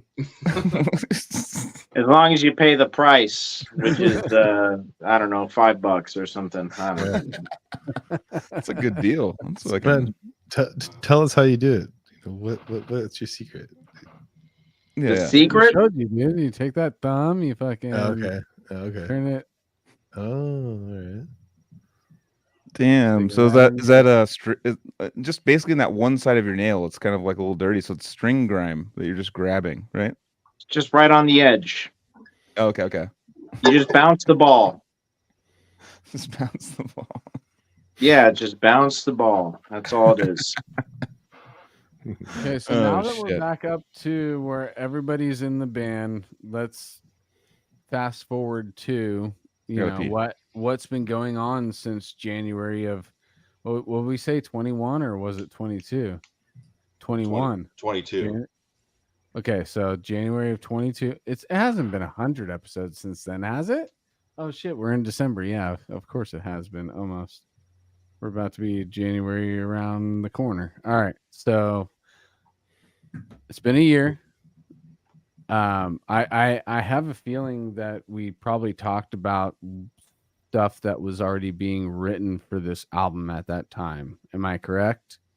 Were you guys already starting to work on this one a year ago? Yeah. I mean, yeah, like the oldest song on the album, like I was writing it like while we were recording the last one. Yeah. I think so you guys already had stuff ready for this, or not ready, but working for this album since the previous episode, right? Yes. That's sick, dude, to hear that, like, the beginnings of this album that we're here talking now to talk about now on the episode, which is a killer fucking record. It really is. Thank you. Very surprised. I mean, I was surprised by you guys when Joel brought you to my attention, a year ago when you guys were going to come on. And then I was re-surprised again at what I was listening to. I had a killer time listening to the record this week, dude. I really do applaud you guys. Like, the reason why we're so easily ready to have you back on for another episode is because we truly are fans of what you guys have done, and we definitely are loving this new album. So yeah, I just want to applaud you guys for a minute and say kudos for being a band that came into my life because of the show, and making me pay attention. And then again, here's another time where you made me pay attention. I had to I brought my focus back on. And you guys are like a rad breath of fresh air, like this rad artistic, like true to your thing kind of thing. And like I showed my roommate and stuff, and we've been, you know, friends since high school and stuff. And it's not, you know, he's hard to impress. You know, he's just like, I've heard it all, this kind of stuff. But like, dude, look at this art and look at this shit. And he's just like, oh, what the fuck? Like, and he like loved it instantly, you know. And so it's just like people a just well get it. balanced, like, yeah, you know, it's a well balanced like serving of all the cool aspects of metal music that I love, plus more. You know, it truly has a Xoth flavor. Like, you know what I'm saying?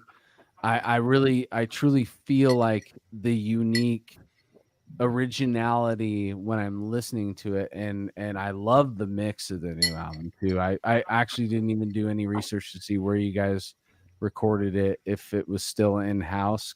I don't know, but I'd like to get into that too. But before we get into that, I just want to finish where I really truly am impressed with what I've listened to once again. I think it's thoroughly executed. I think it's well planned out. You can tell that you guys spent a lot of time on it, and I want more people to find you guys through this part 2 episode like they did the first one. I mean, I've been watching the chat all night, and actually there's been quite a few people saying that their first introduction was on for me it was Joseph. It part was 1. Yeah, Joseph got me, and it's like once you get Xoth, you're fucking hooked, dude. Like it's mainly through I mean the new album is absolutely amazing. To me it's like and how you guys have done it with no record label, like we were talking earlier, it's like fucking so sick. It's like, to me, like for you guys, what was you guys posted the thing about your Bandcamp like charts and shit. It's like what was it again? Like #1 metal, I don't even know, like #1 Seattle, I don't even know. All these cool things. Do you guys remember what that was? It was like a bunch of cool fucking stats. Yeah, so they keep charts for just about anything. And if you go to the bottom of the homepage on Bandcamp, you can dice it by genre, by subgenre, by format, and any which way you want, by location. And so, yeah, across death metal, thrash metal, black metal, all Seattle, all genres. Yeah, I mean, it did really well on there. It's got the one. It's actually still at #1 for black metal, thrash metal, and #2 for death metal. Still, damn. Yeah, awesome. Yeah. I think opening week it peaked at #1 for death metal, black metal, and thrash metal, and then was either #1 or 2 for metal overall. And what did we get overall? Everything #33 or something. I think it was top. I should be looking at the post right now, but I think it might have cracked top 20, somewhere around there. It's all in the post. Yeah, I think it was 18 something, like out of like everything for the physical on the whole website. Yeah, yeah, and 22 overall, any format. And I think that that also, I don't know how they calculate best selling per se, because I've looked at a lot of other bands that are at the top of the charts, and a lot of them have pay what you want models. So it's like, if someone gives you $1,000 for an album just to donate, and then they jump up a bunch. Yeah, no, we didn't do that right off the bat. So those are like actual folks that bought the album. Or do you think there's people that will actually? So they'll be like, "Oh no, I love this band. I'm in the band. I'll give myself $7,000 and just put it back in my pocket." Like, do you think like one penny and buy it? Yeah. Exactly. So, if you're getting the money though, it's like whatever. I'll make a fake account. It's like, oh, my name's Bob Saget, and I'll give myself $7,000, and then be like, oh, cool, it goes right back in my pocket, and we got not a bad idea. You'll lose. You're gonna pay some fees and taxes. Yeah, it's like you have to calculate fees and taxes and be like, all right, is it worth it to do it as a, but that's really cool though, man. I mean, we talked about it in the first episode, how you guys were very like, we're not working with a label, we're doing it it's not, and especially in this time and era, it's like really not the time to like, I mean, you guys are taking the right stance. I think a lot of bands should be, I mean, you guys I can back it up well, so that helps. You know, I think a lot of bands maybe need some help and they have like maybe an image that they're trying to pursue or something. The music doesn't really account for you know, the talent and stuff that they're that sells. But you guys have like the whole thing, you're like, fuck it, we're betting on ourselves. Let's just do it like this. And seeing that chart thing, I was like, oh my god, it's fucking finally, like you guys were fucking preaching it, and now look at you guys. It's fucking awesome, dude. Yeah, the future is here. The future is here. It's been a long game doing it ourselves. It's going to take longer.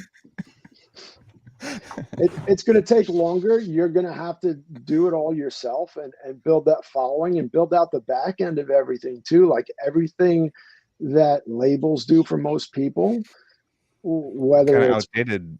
Yeah, I mean, whether it's the merch aspect of it and shipping out shirts, and then, you know, managing what happens when you get a tax form and like all this stuff that has taken us a long time to build out, that a lot of younger bands just kind of outsource to labels in exchange for like everything.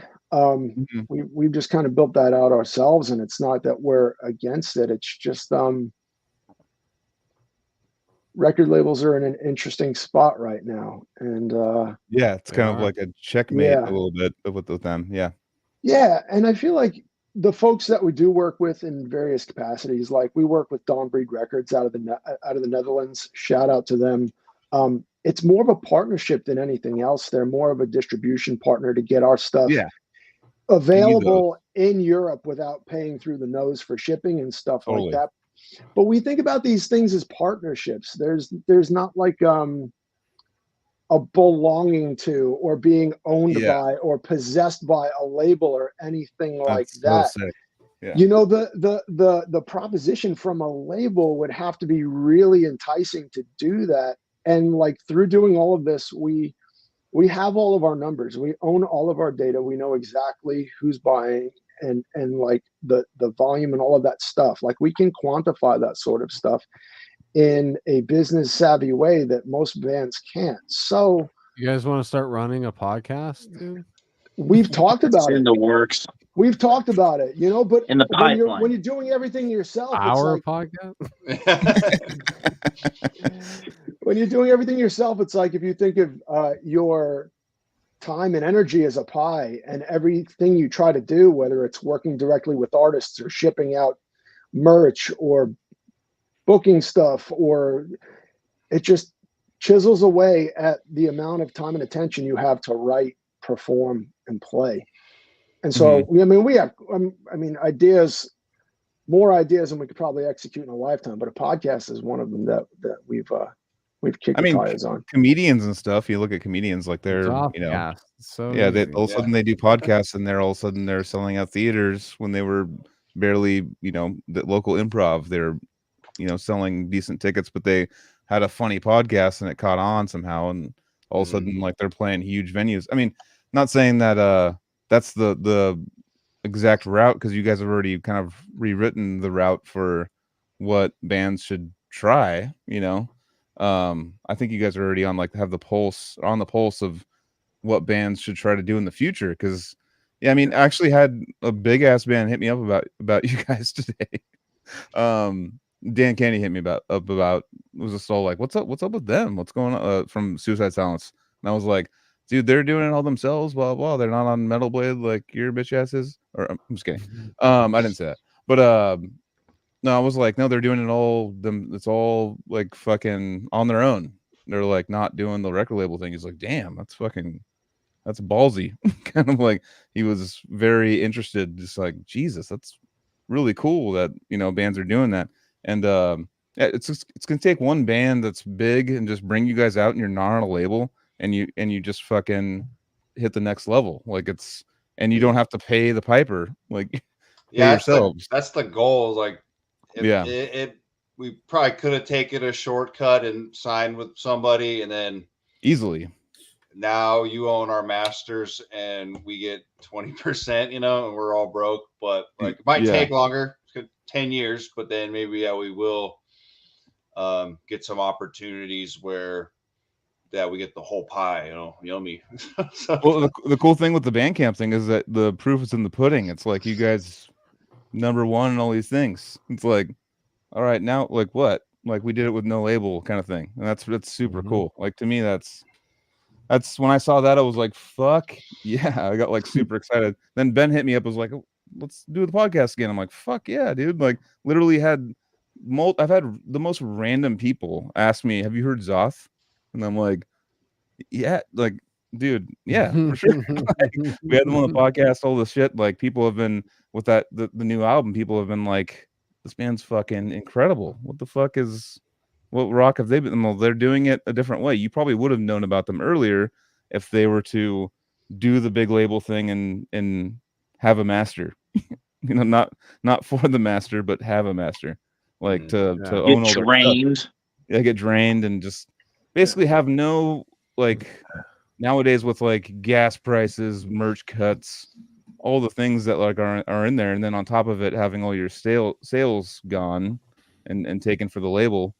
Like, man, it's kind of the wave of the future. And labels have done a lot for a lot of people and stuff, and I think it's cool. But at the same time, it's like time to kind of, we're now at an instant click society to get something.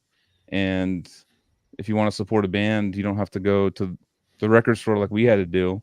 Like, you can actually support them instantly and just, go to their fucking shows when they play Santa Cruz. And how many months?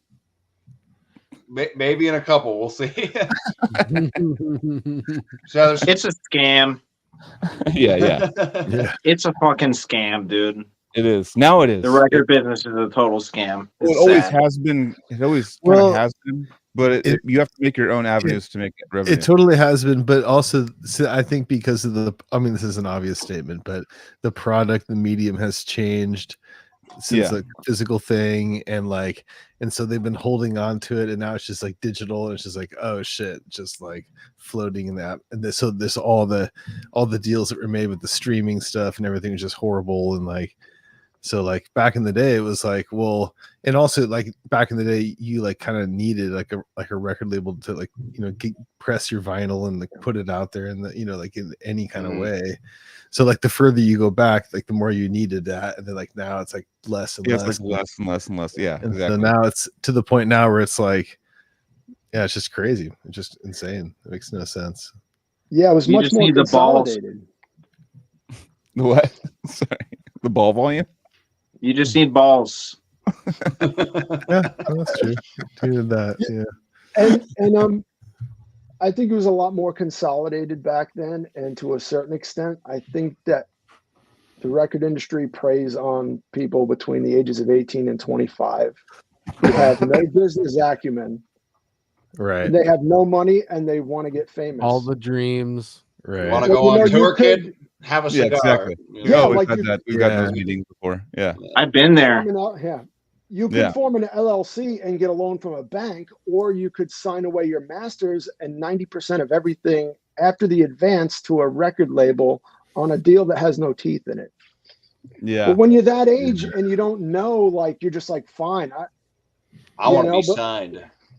Yeah, but we've spent all this time figuring out the back end and the business end of it. And like, wait a minute, where now at this stage in the game, it's like, hold on. If we need money, we're not going to go to a record label to do it. Like, we have an LLC, build some credit, you go to a bank, you get a small business loan, and then you're not mortgaging the future of your band and releasing all the stuff. But, it's easy for me to say now, but did I know that at 18 years old, 20 years old, 25 years old? No. So I think that a lot of musicians and bands that age, to their peril or to their fortune, get roped into that, and they are the target audiences for labels, and then they're just looking to rinse and repeat. They find a sound that works. We know how to market it. We know the target audience for it. We're going to find another band that looks like, sounds like, smells like, okay, if you like this, you'll like this. You're like, and then it becomes, this herd mentality. And then for us, we're just doing our own thing. So for a label, I can see how a label would be like, okay, thrash, kind of, death metal, kind of, black metal, kind of, but it doesn't fit into the mold that we've created for ourselves and the thing and the niche that we're known for. Yeah, I was the guinea pig for some of that shit when I was in Warbringer. Warbringer, that's right. Yeah. Because I toured with them in 2009. When did you play with them? 2007 to 2009. Okay. And then I think I was in the band when we played with Warbringer. Yeah, who's the guy that the young kid that replaced you, or you quit and they took Andy. Andy, that's right. Okay, so that's when but still they were like right in the middle of the Metal Blade thing. They had like their Metal Blade. We were on nuclear. It was Century Media, but it was the same rigmarole. Yeah. It was like it was all just an industry plant thing. Yeah, I think a lot of to burst the bubble. No, a lot of those because we were on Nuclear Blast at the time, and we had a guy to talk to all the time that we'd call, and and then make us all hyped up and be like, oh yeah, it's like it was like to keep us like happy kind of thing, and then like give us minimal dollars, which you need those for food and living spaces. Usually dollars usually helps with that. But they would be like, oh no, your next tour is with this band, and you're gonna make this, and then it just would always be overhyped and then underwhelmingly presented when you actually had to do it.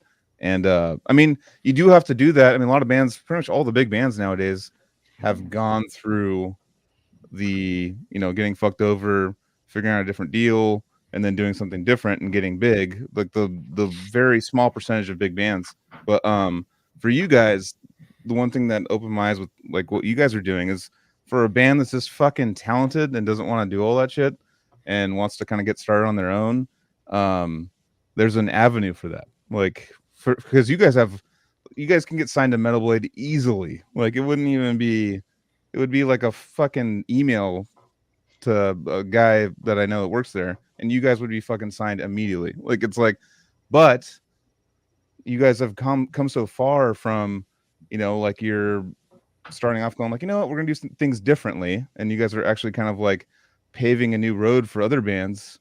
And I mean, to me, that's the most inspiring thing. It's like you guys are like, no, I know we can get like cool Metal Blade on our the back of our CD and stuff, and maybe get some big tours in the beginning, and then hopefully that works and you don't fade away into nothingness, or you guys do it yourself and you guys are always there. And it's just the main thing of the work that you guys have to put in though, with the booking and the promotion and stuff. That's the extra thing that you guys have to put in, which a lot of bands like with Odious and us, we're just kind of like, we're fucking 40. Like we're not committing to the tour life, and we're just like, yeah, sign us. Like you can have control over it, but we just want people to hear it. It's like it's a different agenda that we have than what you guys have. But it's the little engine that could. Yeah, exactly. I think I can. Yeah. No, totally. And you guys, when I first heard you guys talk about it, I was kind of like, well, that's that's admirable, but we'll see you burning in flames later. And to see you, sorry, because you don't really see many of these like underground bands. There's a few other underground bands that have like that deathcore band starts with an S. They're like labelless, and they're playing with like huge bands now, and they're like death metal, deathcore, black metal. I don't forget what they're called, but it starts with an S. But I was like, oh shit, there's a band doing that on a big tour. Like I didn't think that. I thought you got blacklisted when you did that. I was kind of like in my head. I was like, they allow them on the tour. Like, what you need the label's support, right? Like to be like, we condone this with our labels bands, like Cannibal Corpse tour they were on, and I was like, they have no label, like and then like you guys coming out doing it too. It's like it's showing everyone that it can be done. It's not like it does seem kind of like a impossible feat, and that's what my brain just went to sports betting, just going like, all right, probably 20% they'll do good, 80% it won't work out, with like giving the middle finger to the system kind of thing. And to see you guys on the number one of the charts and shit, it's like, fuck yeah. Like, it's like bouncing through that, and to me it's just fucking sick, and I could talk about it all night, but keep that's cool. Keep talking about it then. Yeah. So thank you, man. Thank you. No, it's sick. No, and just like, yeah, all you guys have been super cool, and like, Tyler, we got our cats going. Ben, we got our fucking I'm kind of a bass player. You're a bass player. I've toured with Warbringer, and made $0 too. Yeah, $15 a year I make from Warbringer, if I'm lucky. Yeah. Those what's that? A SoundScan or one of those like websites. I remember talking to Naveen about it, and he some like certain songs that he's been on, he like just typed in his name and his thing, and he just like got like $1,500. I was like, what the fuck? There's like a website with like royalties that are owed to you. It's kind of like one of those state websites where you're like, oh, my old great grandfather passed away this day, and they went to the state. You can actually recover that. There's a website. It's called, I think it's not SoundScan, but it's one of those websites. I bet they owe me thick and wide. Dude, for Xoth going forward, I think Ben has to open up all your music videos in that pose. Just Oh, you haven't seen nothing yet. They would fold out like the Thriller. I was gonna say, I think you might be getting a sneak preview of the bass playthrough. Yeah. Just wait and see. Oh yeah, that's awesome, man. So I mean, a band coming up and stuff that's got momentum and going, and they have a label approaching them. Like, what would you do if you had to do it all over again? From the beginning, Pay for the DeLorean again, back to the childhood. If a label approached, knowing what I know now, or yes, do over again, or like advice to younger bands that are trying to forge that path. Kind of both, half and half with it. Again, I was very fortunate. My Uncle Michael, who was a sound man for the Ramones and knew the industry in and out, he sat me down when I was 13 or 14 years old, and he explained to me how the music business works and how advances work and how recouping works, how ownership of masters works, and the state of band and label relationships as they were during that time. And so I benefited from that. And so I think just knowing that and understanding that, and then also a basic understanding of business helps. Like, what other business is going to require, or what other lender is going to require you to sign over your masters, not as collateral, but just outright, and then give them 80 to 90% of the revenue after they recoup what they lent you. Mm-hmm. It's easy for me to say now, but it's hard to think of another maybe there is one, but I can't think of another business that works that way.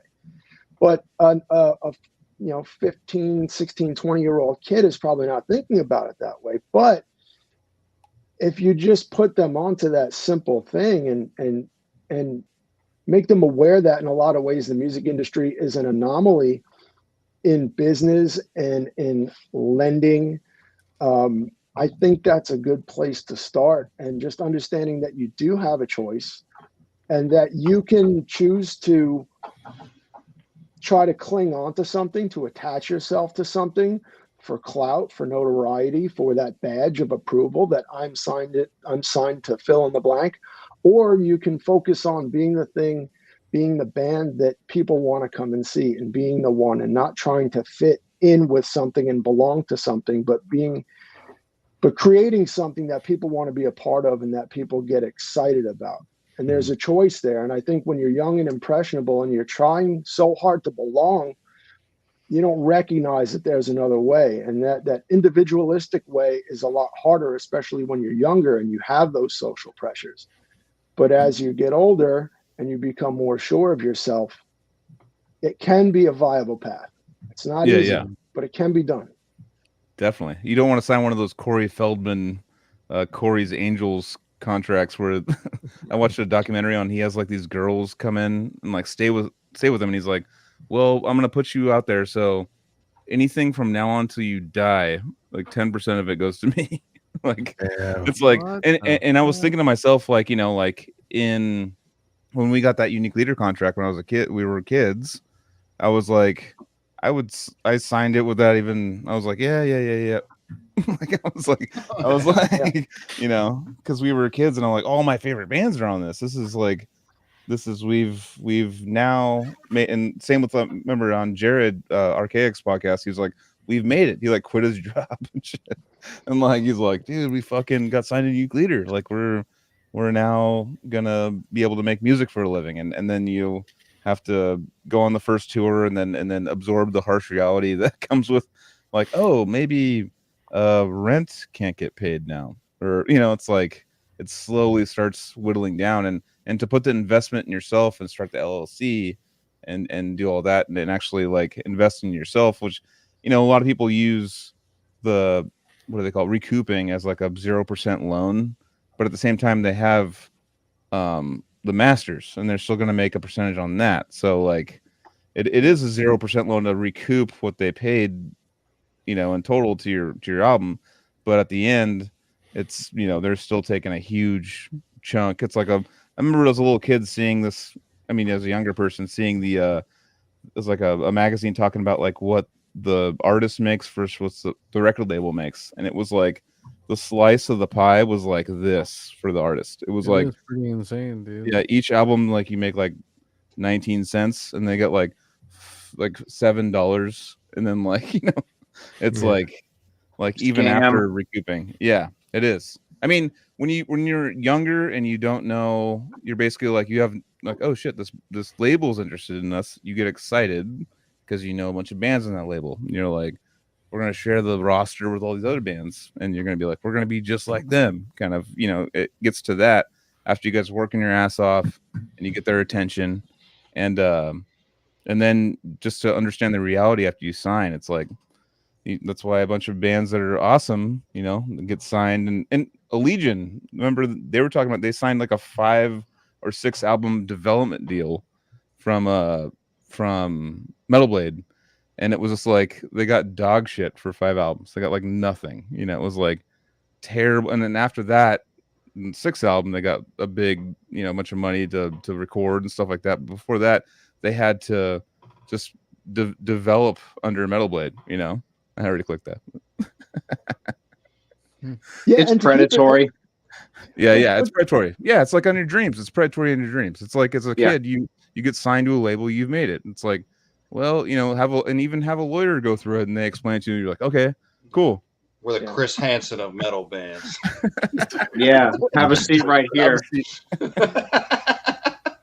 But to keep it real, it's going to be way harder for a band like us to become a legacy band because we're much older at this point. You know, when you do that at 20 years old, you at least have that chance. Yeah. To gain notoriety, to really gain momentum and build young, and then you have time on your side, right? Yeah. Now, for where we are, you know, there are other stressors. You know, as you get older, there are other things that are trying to pull you away, and you keep trying to dig in as relationships and professions and things claw away at it. So that is the one flip side. Like, you can potentially mess all of that up in your early 20s, do that and then kind of shortcut it, and then do your own thing and still be in your 20s potentially. Or you could be that legacy band, you know, like Metallica. By the time they were 30, I'm like, oh man, they were 30 and they already were Black Album. Huge. They had all of that behind them. I'm like, man, I know.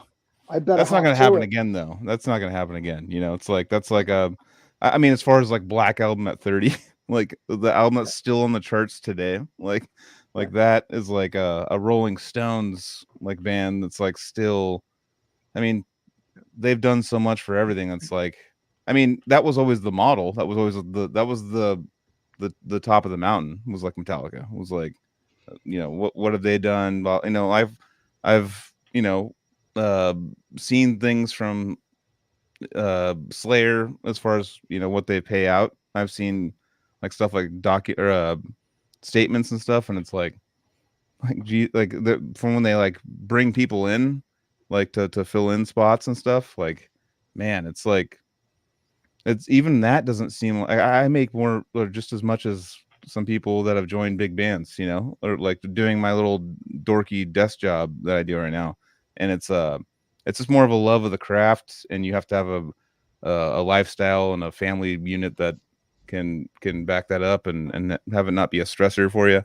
But yeah, man, I mean, you guys kind of have laid the groundwork, I think, for the new style of Shadow of Intent was the band I was trying to think of. That's a band that I think that did no label. But so for you guys being no label, though, let's say a huge band hits you up and you want to tour. Do you have a booking agent or anything like that, or do you just all yourselves? Can't say anything right now. Yeah, things are in progress. Things are changing. Yeah, I think booking agents are huge. I think that's kind of a dick you got to take. It's been hard to make inroads with that with no label, but we are making progress in that. Do booking agents that you've contacted, have they given you any guff for not having a record label? No. Okay, it's like your pool. It's your draw. That's all they care about, right? It seems to be subjective more than anything else. I mean, I imagine at some point it becomes data driven. They have to assess like how viable is this band. Yeah. But we're making progress in that regard. Like it takes us longer because we're looking to build partnerships as we've done with Dawnbreed.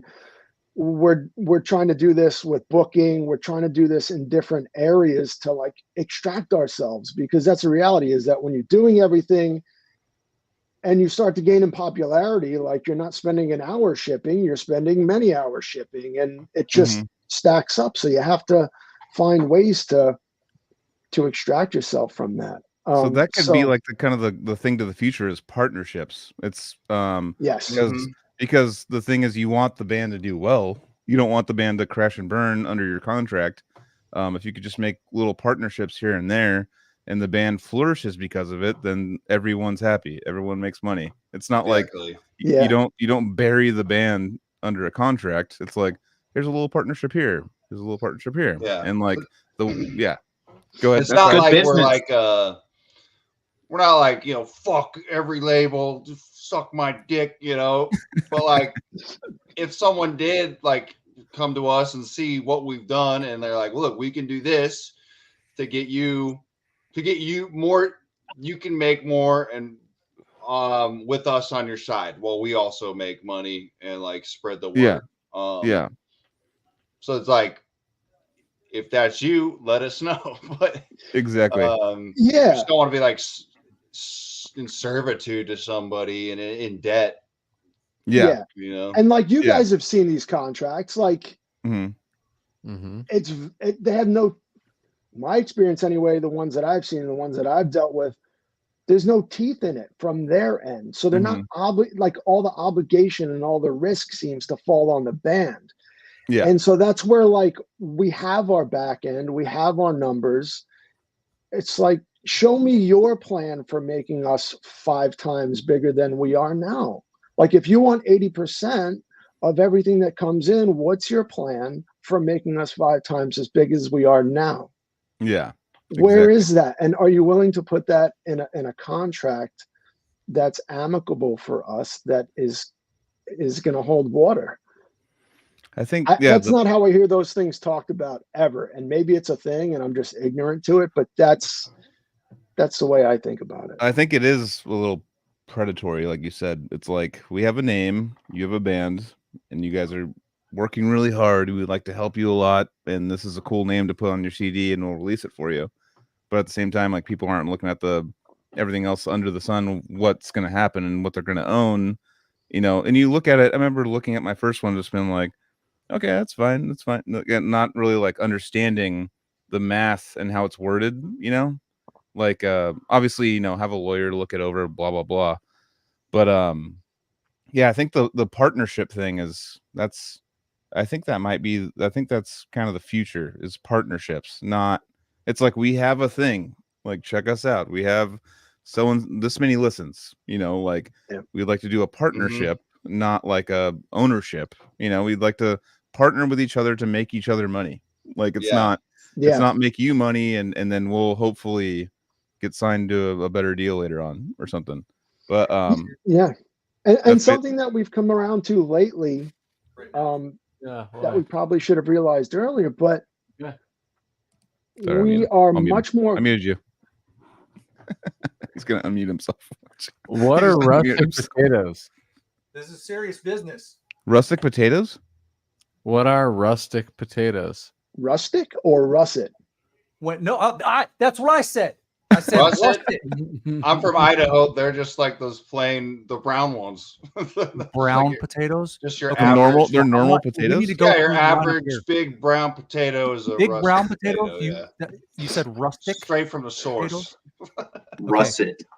Yeah. Russet potatoes are different than rustic potatoes, right? Rustic, I don't know what the fuck that means. Okay. Yeah, I don't think that's a real thing. Hold on. Let's go through the fucking lineup here. Woody, go.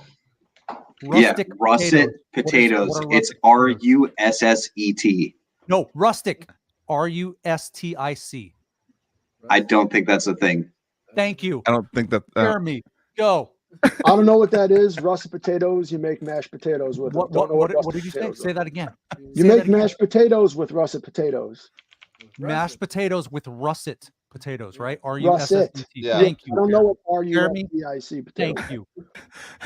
Tyler, go. Yes, rustic just means like from the countryside. So when someone makes a rustic meal, it's just like shit from the farm.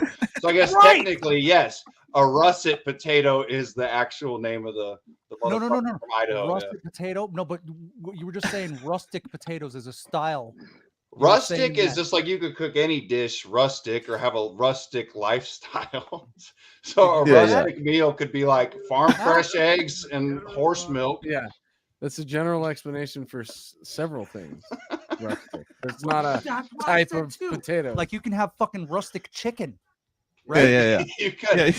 Yeah. You could have a city rustic chicken. You have a rustic trombone, right? Yeah. You have a rustic trombone. Exactly. Joel, tell me, what are rustic potatoes? Rustic potatoes just seem like old potatoes. Old. Like rusty potatoes. I don't know. Okay, this woman thinks that rustic potatoes are 100% all the time those little potatoes that you like, the little red, white, and purple. Potatoes, Yukon Gold. Those are kind of medium. And I was trying to say like russet is its own thing. Those are the big ones. Those are your standard potatoes. Yeah, standard potatoes. Thank you. All the others are baby potatoes, like little creamer potatoes and Yukon Gold and those purple little motherfuckers that nobody gets. Like, I fucking love the purple ones. Right? They're still good though, right? Okay. So you can cook those in a rustic way, right? It's a style. Yeah. It's not a type of potato. Correct? Correct. All of you. Correct? Correct, yeah. Yeah. Correct. I feel bad Correct. for her because she's now not on the speakerphone. We can't hear her rebuttal. Hold on, we can change that. All right. Okay, tell us about rustic potatoes. Mouthpiece up to the mouth. I hate you so much right now. What? What rustic? What? Okay, calm down. If the baby potatoes are only ever really prepared in one way, which essentially they are, we all cut them up, we roast them in the oven with herbs, which is rustic, then basically they're rustic potatoes. But she's saying post-cooked, they're rustic potatoes. Yes. Post being prepared. preparing them in a certain way would make out them of the ground. I can't go pick a rustic potato. Thank you, Anthony. That's a beautiful way of putting it. Okay, you guys have a pleasant evening. Rustic. Thank you. Oh wait, You Ben, too. Ben Cheers. you were gone, dude. Ben, hold on. We got one more male opinion. Ben, if you were to define what a rustic potato is, do it. Go. Well, I feel like I'd be wearing a crown while I ate it. Very rustic of you. That's a capital potato. Is that it? Rustic indeed. Probably walking like a dirt floor place in Italy somewhere. No, I'm not sure. You know. Okay. Gentlemen, thank you. Carry on. Cheers. Thank you for backing Gilbert up in his argument that he's having over. I love that my favorite potato. guitar player in death metal comes up and asks about rustic potatoes. I literally was like, "What the fuck's going on right now?" You even muted me because you thought an emergency was happening too, right? I know you're like, you're all, what's up with potatoes? What's going on? I'm like, we're right in the middle of like a conversation, then potatoes get brought up. Is he's still doing the Cynic tour? He's gonna play with Cynic, right? He is, dude. Fuck yeah. Yeah, his first gigs in January, at the end of January. I'm trying to. Is he going overseas for that? No, dude. The first one's gonna be at the. I shouldn't say anything. I'm not even in the band. Yeah. Don't do that. Don't do Got that. it out of me. But Okay. wherever it's gonna be in the United States, and I really want to be there. So. Yeah. And I think it's actually within our reach, Joel. So we'll talk Kitty. about it off air. Tyler, what's Kitty's name? I'm a cat guy. I know it's not tough to be a cat guy. Oh, so cute. Yeah. Adorable. I know my cat's he's asleep right next to my seat right now, but he like 3 times tonight he just puts his arm on my shoulder and just grabs. He's like, come away from the computer, dude. Like, Yeah. Hey. Oh yeah, so Tyler still does lessons. Tyler Sturgill dot my website's Angelfire, or was it Geosync? Tyler Sturgill Music.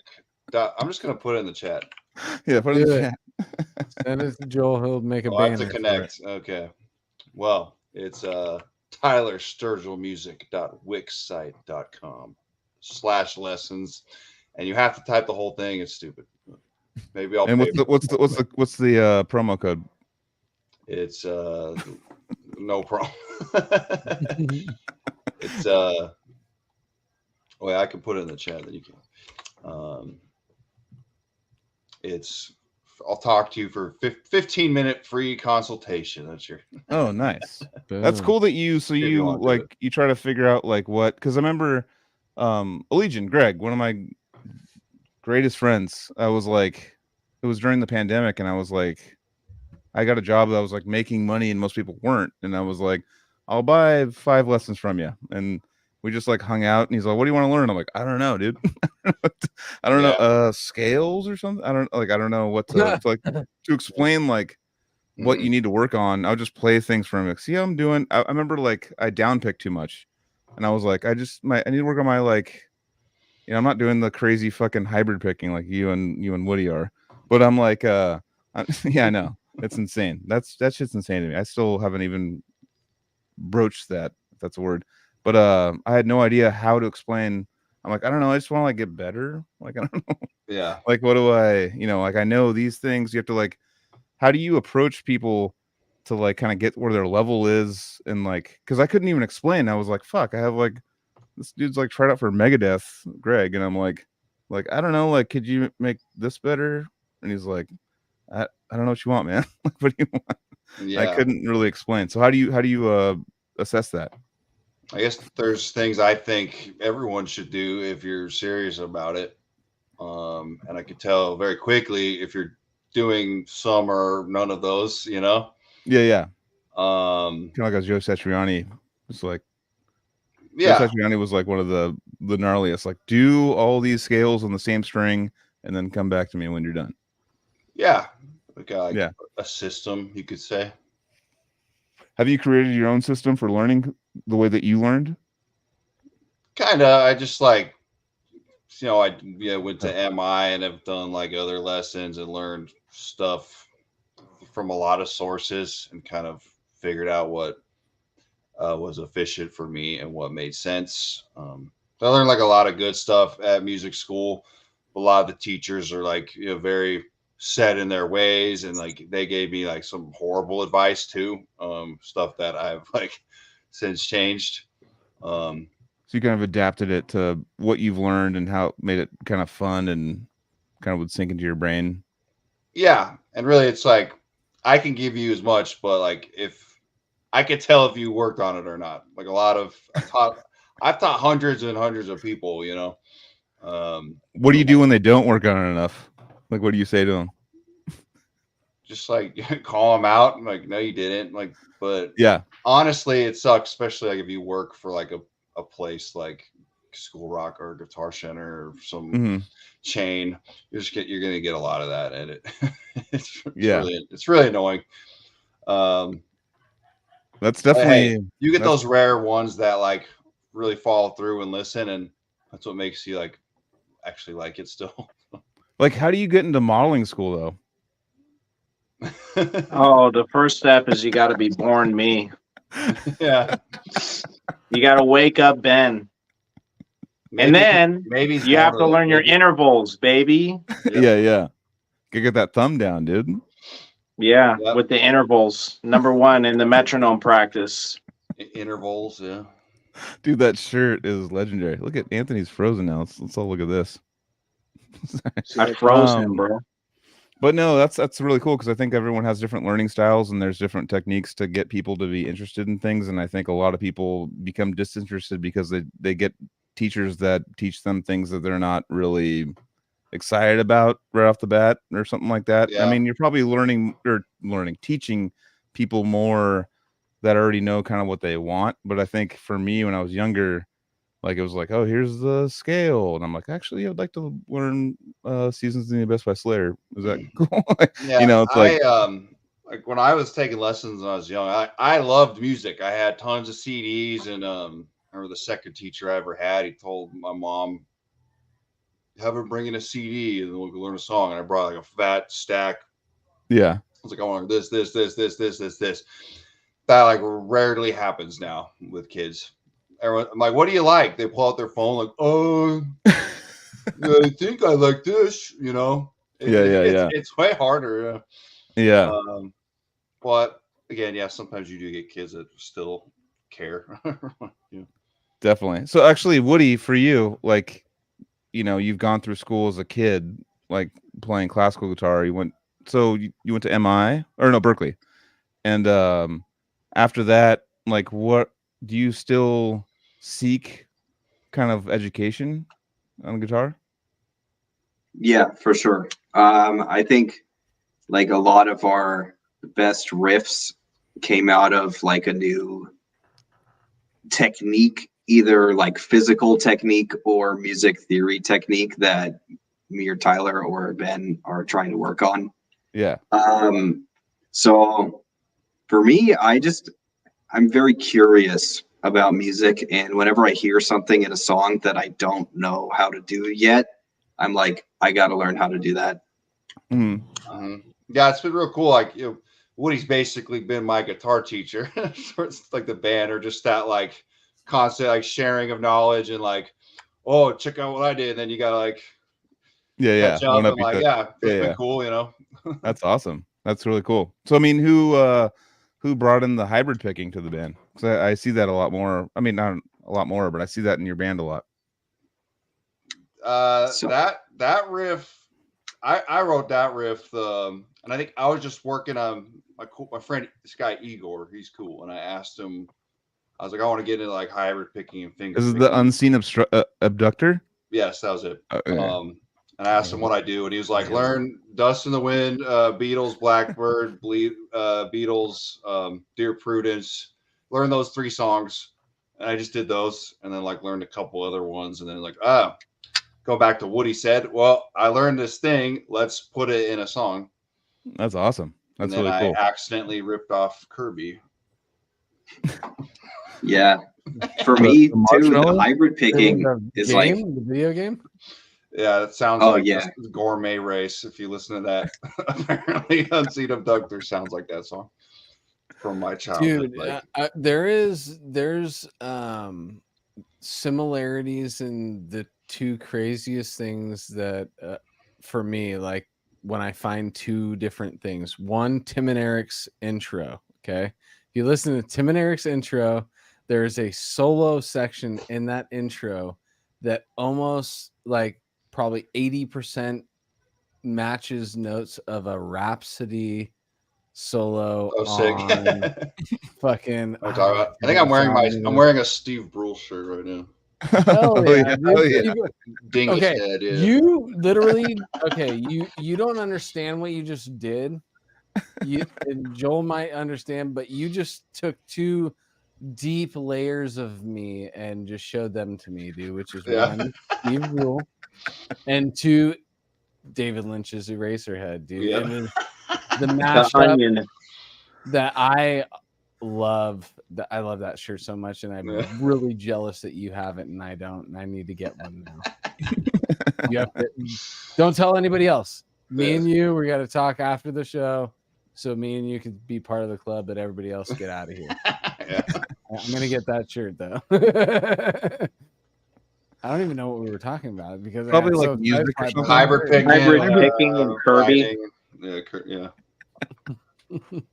Yeah, so that's cool. So even Jeremy too, with you, like you've been playing like, the ages you were saying you were playing, you're like, oh, I was 5, like I was like got this, and like, so are you at this how old are you, Jeremy?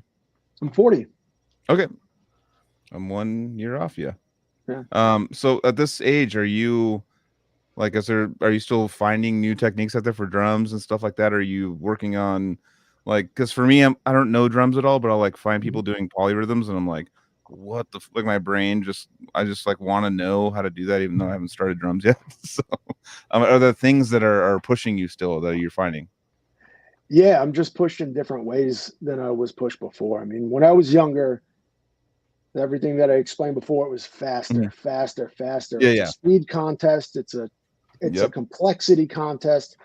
And now it's like one of our songwriting tenets, but even for myself as a drummer, it's writing stuff that's listenable, but also has some technical proficiency to it. And what I've discovered is that if you have the kick on 1 and the snare on 3 or some very foundational rock beat, you can put pretty much anything on top of it and get away with it, because the people that just want to listen to it can just listen to that and can lock in with that. So for me, that discovery over the last 10 years, but really the last 5 years, just really focusing on that is how I try to write my parts.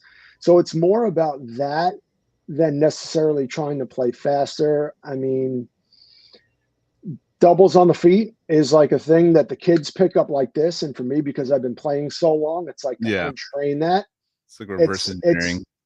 Yeah, and it takes me a lot longer to pick up stuff like that. So it'll get there, and I would love for it to get there because it seems like a much more efficient way to pull off some of this stuff.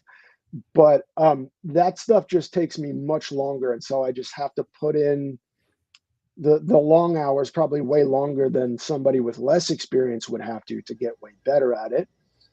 And then, like I said, I'm trying to write parts that are listenable, that are proficient. And I've really grown to like drummers and appreciate drumming that sounds easy, but when you sit down and you try to play it, you're like, oh, fuck. Yeah.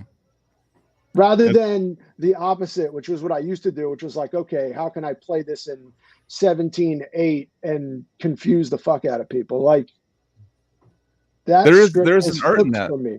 There's an art in that, like like Rush and even Tool and things like that, like where it's like, oh shit, that's in a fucked up time signature. I was like rocking to it like the whole time. I had no idea that. Hell Rush like that. Even Gene Hoglan, one of my biggest influences. A lot of his stuff may seem like it's taking a backseat to Devin Townsend or Chuck or these virtuosic guitar players, but then you try to pick it apart and you're like, oh shit. Or Mike Heller's another one.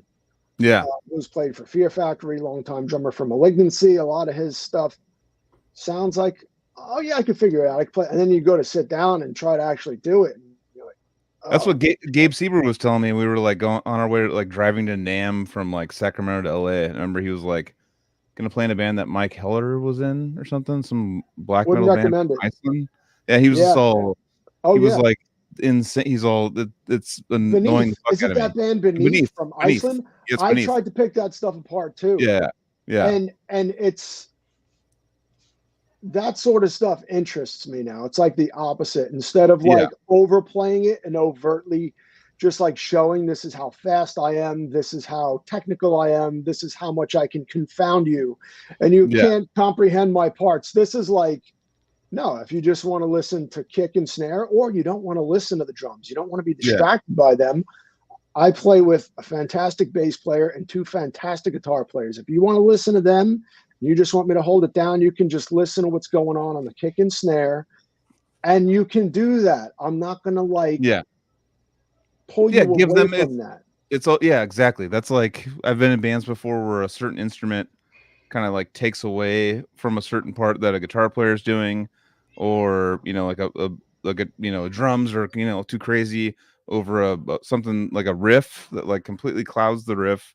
It's like just take the back seat, let them have their spotlight for a second. You know what I mean? Yeah. And like just like to like enunciate what's going on in the music is huge. Like I've had bass players, I've been in bands where they're just like, we're gonna just shred like bass player stuff over a guitar riff or a guitar solo or something. I'm like, well, you guys are battling now. like yeah.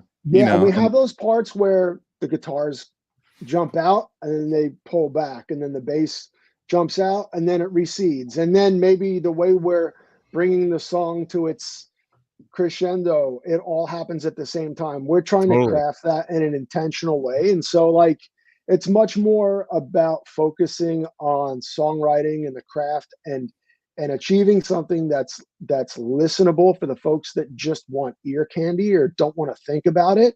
But also, if you want to intellectualize it, if you want to break it down, if you want to be challenged by it and really pick it apart on an intellectual level, you can do that too. So it's the push and pull of those 2 things and working that out and honing that. That's the thing that I'm particularly interested in as a drummer. And then I think as a band, that's kind of one of the themes of our songwriting, one of the things that the conditions that we try to fulfill when we write.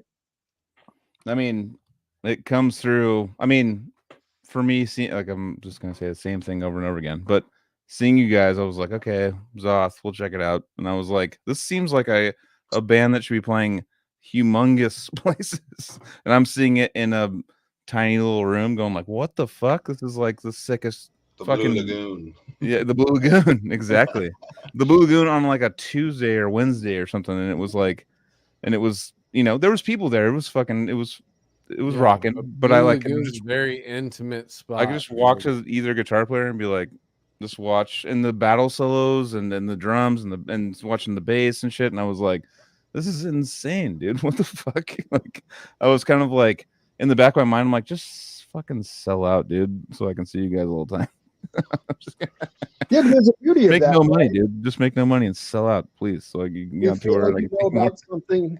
You feel like you know about something that nobody else knows about, which I feel like as metalheads, we're always chasing that. Oh, totally. It becomes harder as we get older and we've heard our 4,000th band and our 5,000th band. Like, what are you going to Spotify and everything now? Chase? Yeah. To like, to have Spotify and not hear of you guys and see you guys live. I'm like, this is like the same time it was up there with like Necrophagus. So like, like checking out like a cool band that had the like for me, like the battle solo thing was like, and then like Tyler and Jeremy holding it down and Woody like back and forth with Tyler, and then fucking looking over at Ben and watching his techniques and stuff. I was like, it was like overload for me. I was like, and you guys were seamlessly like battling each other on solos and then going right back in the song. And I'm like, that was such a fun little section. Like I would be like smiling, just like I'm like, what the fuck? Looking over at Joseph, like, you said they were a kind of cool band. Like, what the fuck? I was like mad at you. And I was like going to go buy merch after, and I was like, it was like a line, and I was like, well, I'll just talk to him on the podcast and I'll get merch next. Like, I was like, it was everyone there that was in it wasn't that many people there, but everyone there was like merch line buying merch. And I was like, fuck, this is interesting. This is, usually it's like, oh, it's, they're not signed. It's just a band on a Tuesday night, whatever. We'll just check them out. But everyone was there. Like the merch line was like kind of long, and there wasn't that many people there. And I was like, holy shit. Cause everyone probably had the similar experience as I did, which like you watch the band, you're like, oh fuck, I need to buy a shirt like immediately, like that's what you guys gave to me. And, man, that new album, Exogalactic. Yeah.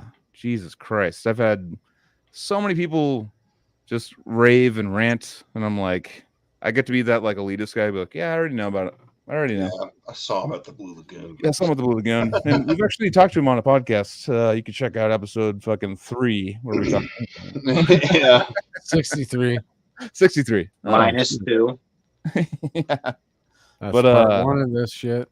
Yeah, man, we're pushing 3 hours right now, and I am very glad. Like when Ben hit me up again, I was already thinking about hitting you guys up, because I'm like, so just, I don't want to say proud like I'm a fucking father of yours, but I'm very excited for what you guys are doing. It's very cool, man. And I Thank for you. me, Thank like, you. I had to re-look it up because I forgot it. I was like, I gotta remember the name of that song that I was rocking out to. Sporecraft Zero, dude. Sporecraft Zero. Oh yeah, I rocked out to that song multiple times, dude, this week. Yeah. Had a blast with that song, dude. And the rest of the album too. Just, yeah. I had a great time with it, dude. I always... What's up? Yeah, actually, that's another thing I want to bring up. Thank you. Works of art. The melodies with the kind of like the solo melodies. I don't know how to explain it, but it'd be like you bring a vibe, and you're kind of just, it sounds like it's going to be a solo. It's like, you're like, we'll bring like a creepiness or like a mood with the tremolo kind of on the higher register stuff. And I'm just, and it brings character to that song so much. Like it really like crafts a landscape that you'll like maybe reach back in your childhood for, or something that like it really brings back a lot of cool things in the melodies of the music. And it's not the typical melodies. It's, it's not like, it's Would like, we call it Lovecraftian?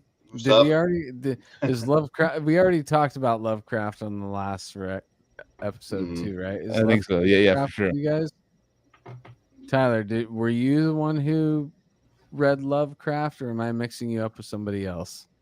Yeah, I've definitely read that stuff. Okay. And all the like movies and I don't know. I just video get games this, around that. This like eerie Lovecraftian feel of, it's like a soundscape.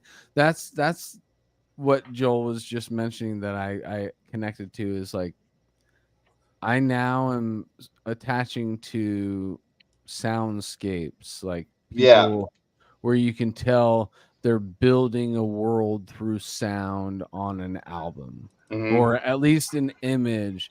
They're trying to give you a collection of images, and we touched on it earlier in the podcast with imagery and music and music videos, being able to let the artist put imagery to the music for people. That actually is a kind of a fucking pioneer aspect of the 90s, where imagery could be added to music. But yeah, I'm loving the like I love when an artist or a band can grasp me and take my hand through a journey, or take me into a place. And I do feel that with you guys. Now, is it me just with the lens of knowing in my age now that I like that? I don't know. Either way, I'm still feeling it from you guys. You know, I feel like I'm in this almost.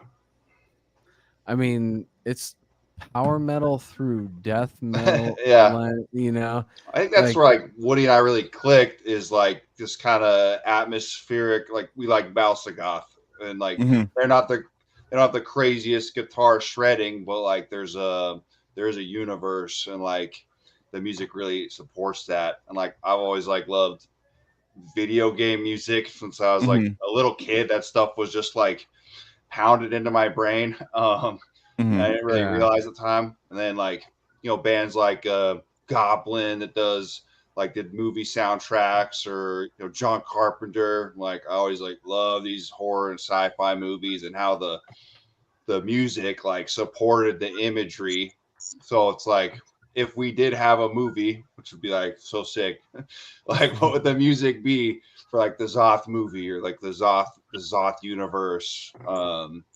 And I think we always try to write like with intent like that. So yeah, a song like this Parasitic Orchestra has like these like spooky leads, some like catchy parts, very like cinematic. Or Sportcraft Zero, it's very like spacey, you know, and I think that's like a really cool way to write, versus like, yeah, this is fret 5, fret 6, fret 1. It's like I want to take you on a journey. Yeah, definitely. Yeah, and at least for me, like film scores are some of my biggest melodic inspiration. Totally. Like I think about the first time I saw the Lord of the Rings movies, and I was just like, those songs stick in your head too. Yeah. That's like part of what makes it so great. Yeah, you hear the Shire theme now, like even without seeing the movie, it like, oh, you get goosebumps. It like it has that nostalgic sound back home at the Shire, or you know. I talk about that a lot. With like, if you were to like a big scene in Lord of the Rings, if you were to play like a circus song, like the whole soul would be gone. Like it would just be like weird. Yeah. Everyone would feel like, what the fuck? But like it could be like a normal scene, and music will come and accompany it, and then you'll be like emotional. You're like, oh shit, exactly, yeah. Heavy. Like, you hear the you hear like the Halloween theme song or something. Yeah. It's almost like more known than the movie itself, you know. Totally. It is. Right? That's very true. That's very true. Hear like, Basil Pallador's like Conan the Barbarian, or Starship Troopers music. Like it's just like, the music's just as important as the. It negotiates your feelings, and it's like there's certain movies I'll watch that are like even cheesy, and I'll be like, oh, whatever, and then like the music will take me into the mood of what you're supposed to be feeling, and you're like, oh, I'm feeling it now. But if it was like I said, if it were to just go into a fucking Spawn of Possession song in the middle of it, or like a song that doesn't make any sense with the scene, then you'd be like, huh, I don't, whatever. It's crazy how big of a difference. I got the movie Legend, 80s. There's like the US version as Tangerine Dream soundtrack. It's like all synth. Yeah. And the European one is Jerry Goldsmith, very like famous composer. And like if you watch, it feels like a different movie, even though it's the same movie, but the music just like totally. Some people hate one, some people like the other, but like I think they're both worth watching and listening to. So what are the two? What are the two? So I could go down. The American version of Legend is Tangerine Dream, and the European version is Jerry Goldsmith. Interesting. And it just changes your moods at certain points. Oh, it's crazy.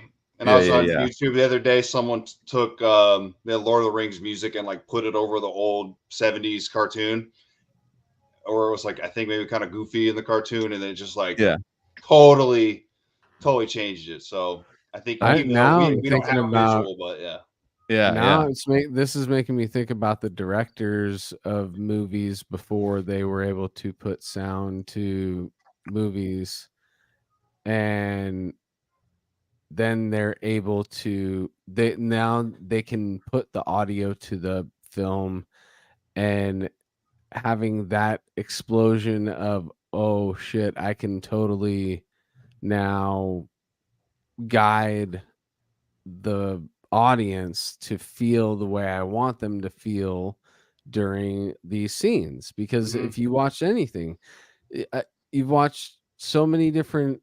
I know that any of us, out of all of us, have seen some clip of a show that had a laugh track that the laugh track was taken out, and then you realize, yeah, the laugh tracks. Where are you supposed to laugh? You know, Yeah. It doesn't make sense. Most of those shows suck once the laugh track is taken out. Oh, they're terrible because you're trained. You're told what to do. It's like do this right now. This is funny. Yeah. You're like, oh yeah. And so the music is, or not just music, just sound in general, added to moving pictures. Then that gives the director so much more power on the viewer's emotions when they're soon watching. They're just gonna be able to like type in like an AI, be like, make me feel sad right here. Pretend I'm in a forest and I'm sad. Like there'll be like flutes and shit and like birds chirping. Yeah. So we'll wrap this up with the last question. So AI, what do you guys think about the AI music thing that's going on, and people can just basically not create but type and create? There's like, online, we've talked about it before, like there's a nonstop Archspire AI bot that's on YouTube that's just like 24 hours a day. There's a Meshuggah one, there's Beatles, there's all these like basically music that's being made by what do you call remote learning? No, it's machine learning. Like doing machine learning and basically making music based on what it is given as influences. What do you guys think is that a threat to music? Are you guys? Hell no. I could care less. There's only one of me. That's right. Honestly, I could care less. Give it its best shot. Come at me. I don't care. Dude, you want to fight robots, dude? Terminator 2 ended actually robots lost, so it's fine. Yes, right? They did. With the human heart always wins. That was a 90s confidence, dude, and if Terminator actually happens, dude, I want Ben fucking front line on my fucking army. Ben dude. Connor. You actually come with me if you want to slap. You look like him with a beard, dude. Ben has an impressive T2 tape collection. Well, who's the kid in Terminator? Edward Furlong. Yeah, Edward Furlong. It's what's his name in the movie? John Connor. John Connor. Jesus Christ. Connor. It's my favorite movie of all time. I can't think of it. Slap Connor. Fucking Miles Dyson, piece of shit. Miles Bennett Dyson. I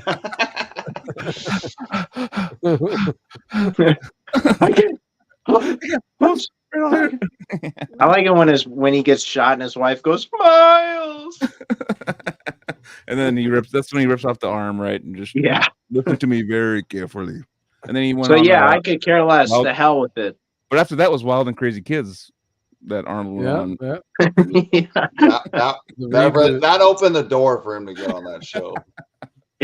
Yeah. Oh man. I mean, yeah. It just seems like things like this move at an exponential rate, and I don't know. It scares me a little bit. Yeah, I think it'll get to a point like it will be hard to distinguish. But like, there's like a lot of cool looking AI art and stuff that's crazy. But I'm not really moved by it, like totally. But I have had nights where I'm sitting there on one of those things, like coming up with funny stuff and like and I guess it's cool, like have that thought and have something do it for you instantly. But well, the way that can change your brain though is that where if someone was like, you didn't know where it came from, and it says it's in the vein. Jesus, cat just sounds like a fucking gunshot. Sorry, knocked over my guitar case.